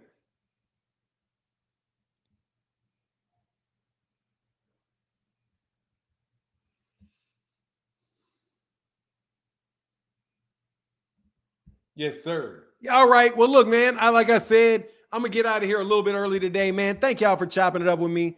We've had a lot of good conversations today. King, you whack as hell, as usual. North Star, shout out to you, brother. As long as the water is running, we good. Hey, North Star, what up, man? I appreciate the battle, bro. No joke. Do not come into the house of Batumbo with that bullshit, though. I enjoy. It's no joke. King, here's a wrench for you. Yeah, King can't get that wrench unless he apologizes. I'll give you 10 seconds to apologize and say that you took that L. Hey, thank you, Jameson Childress. I did miss that, man. I saw that. Thank you. Let me get that again, dog. Thank you so much, Jameson. You were the last dude to hit that chat up and say your patience is otherworldly, brother. Thank you, man. Thank you, Jameson Childress. Dude, I try. I'm trying. It's getting better. But I can understand why these dudes be like, man, you don't even let me lie, man. These dudes, I apologize, bro. You apologize. King, sure, come on up here and apologize. Apologize to me for something specific. Come on. Come on. I'm going to tell you what I need an apology for. I know how slick you think you are. You think you slick, bro. You think you smart. You think you smart. You're talking to a client. I know. Okay, come up here and apologize, boy. Anyway, all right, man. Let me keep my word, bro. I should keep my word. I got to keep my word. All right.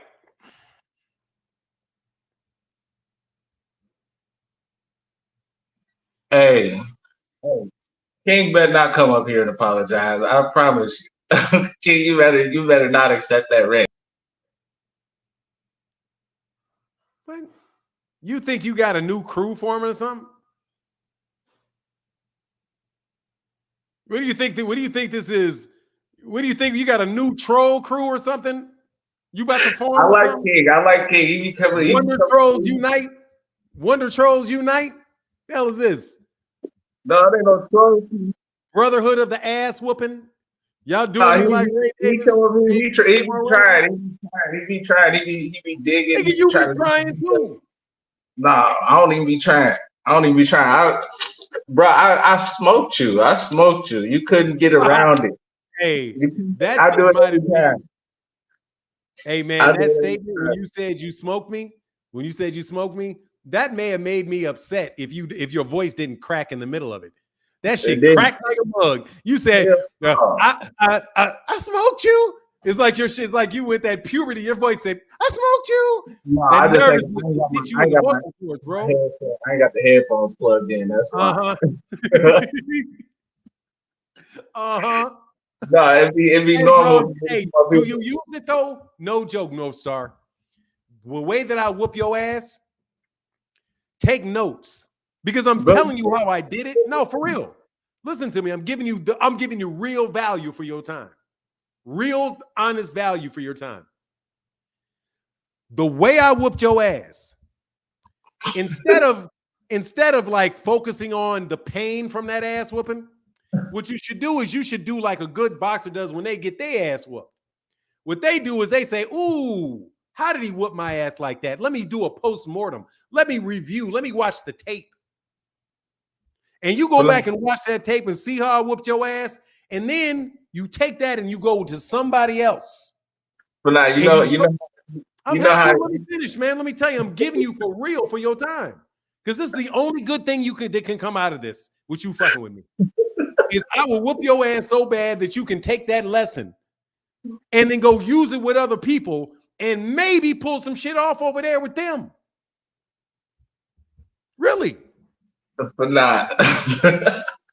I know I be cooking you because I be getting booted. I'm the only one. Every day I get booted like I'm Roderick. Okay, well, let's test this. Jeff or somebody. Let's test this. I will throw your ass out forever. How about this? I pay you $100 if I can't get 10 people to tell me that I bodied your ass. If 10 people tell me that I bodied your ass, I get the $100 and I get to throw your ass out for at least 6 months. Honestly, I came up here for the smoke. I thought you was gonna have the panel with the people on here because I am. You don't get no smoke with me. That's the problem. There ain't no smoke here. I do. I do. I kind of like no smoke, bro. Ain't no smoke. Ain't no mirrors, bro. You get the tea. Every time I get on and I get booted off, somebody always got something to say about it. Do you want to take the bet or not? No, hell no. Of course you don't. For now, before I let you go, because I'm at 3 hours, I've had fun today, bro. Seriously, I've had fun. But we're gonna talk truth. We're gonna talk about real facts. Real facts here. Real facts. It's a few dudes that be coming up here and they be, they be putting it on you. King, he be halfway there though. He be challenged. He be coming with a strong challenge, and then he accepts defeat. And he's the only one though that comes like that and accepts it, but he keep coming back every time. Dude, like I said, man, we're dealing in reality here, son. In reality, just got smoked for the 50th time, and I'm really telling you, dude, that you are lower mid grade at this shit.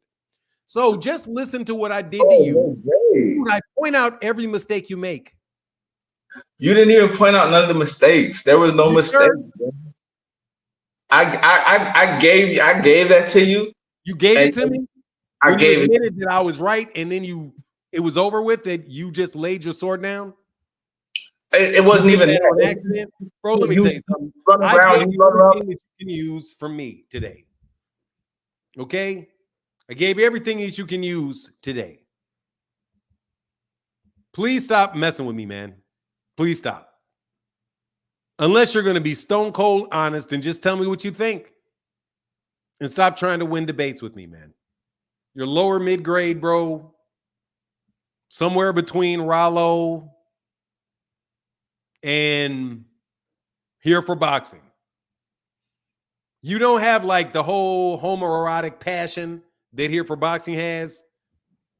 I don't get that feeling about you like him. Yeah, but you somewhere around there with that logic. I got to tell you, you whack. Anyway, can we get a 1 in the chat if you enjoyed the chat today?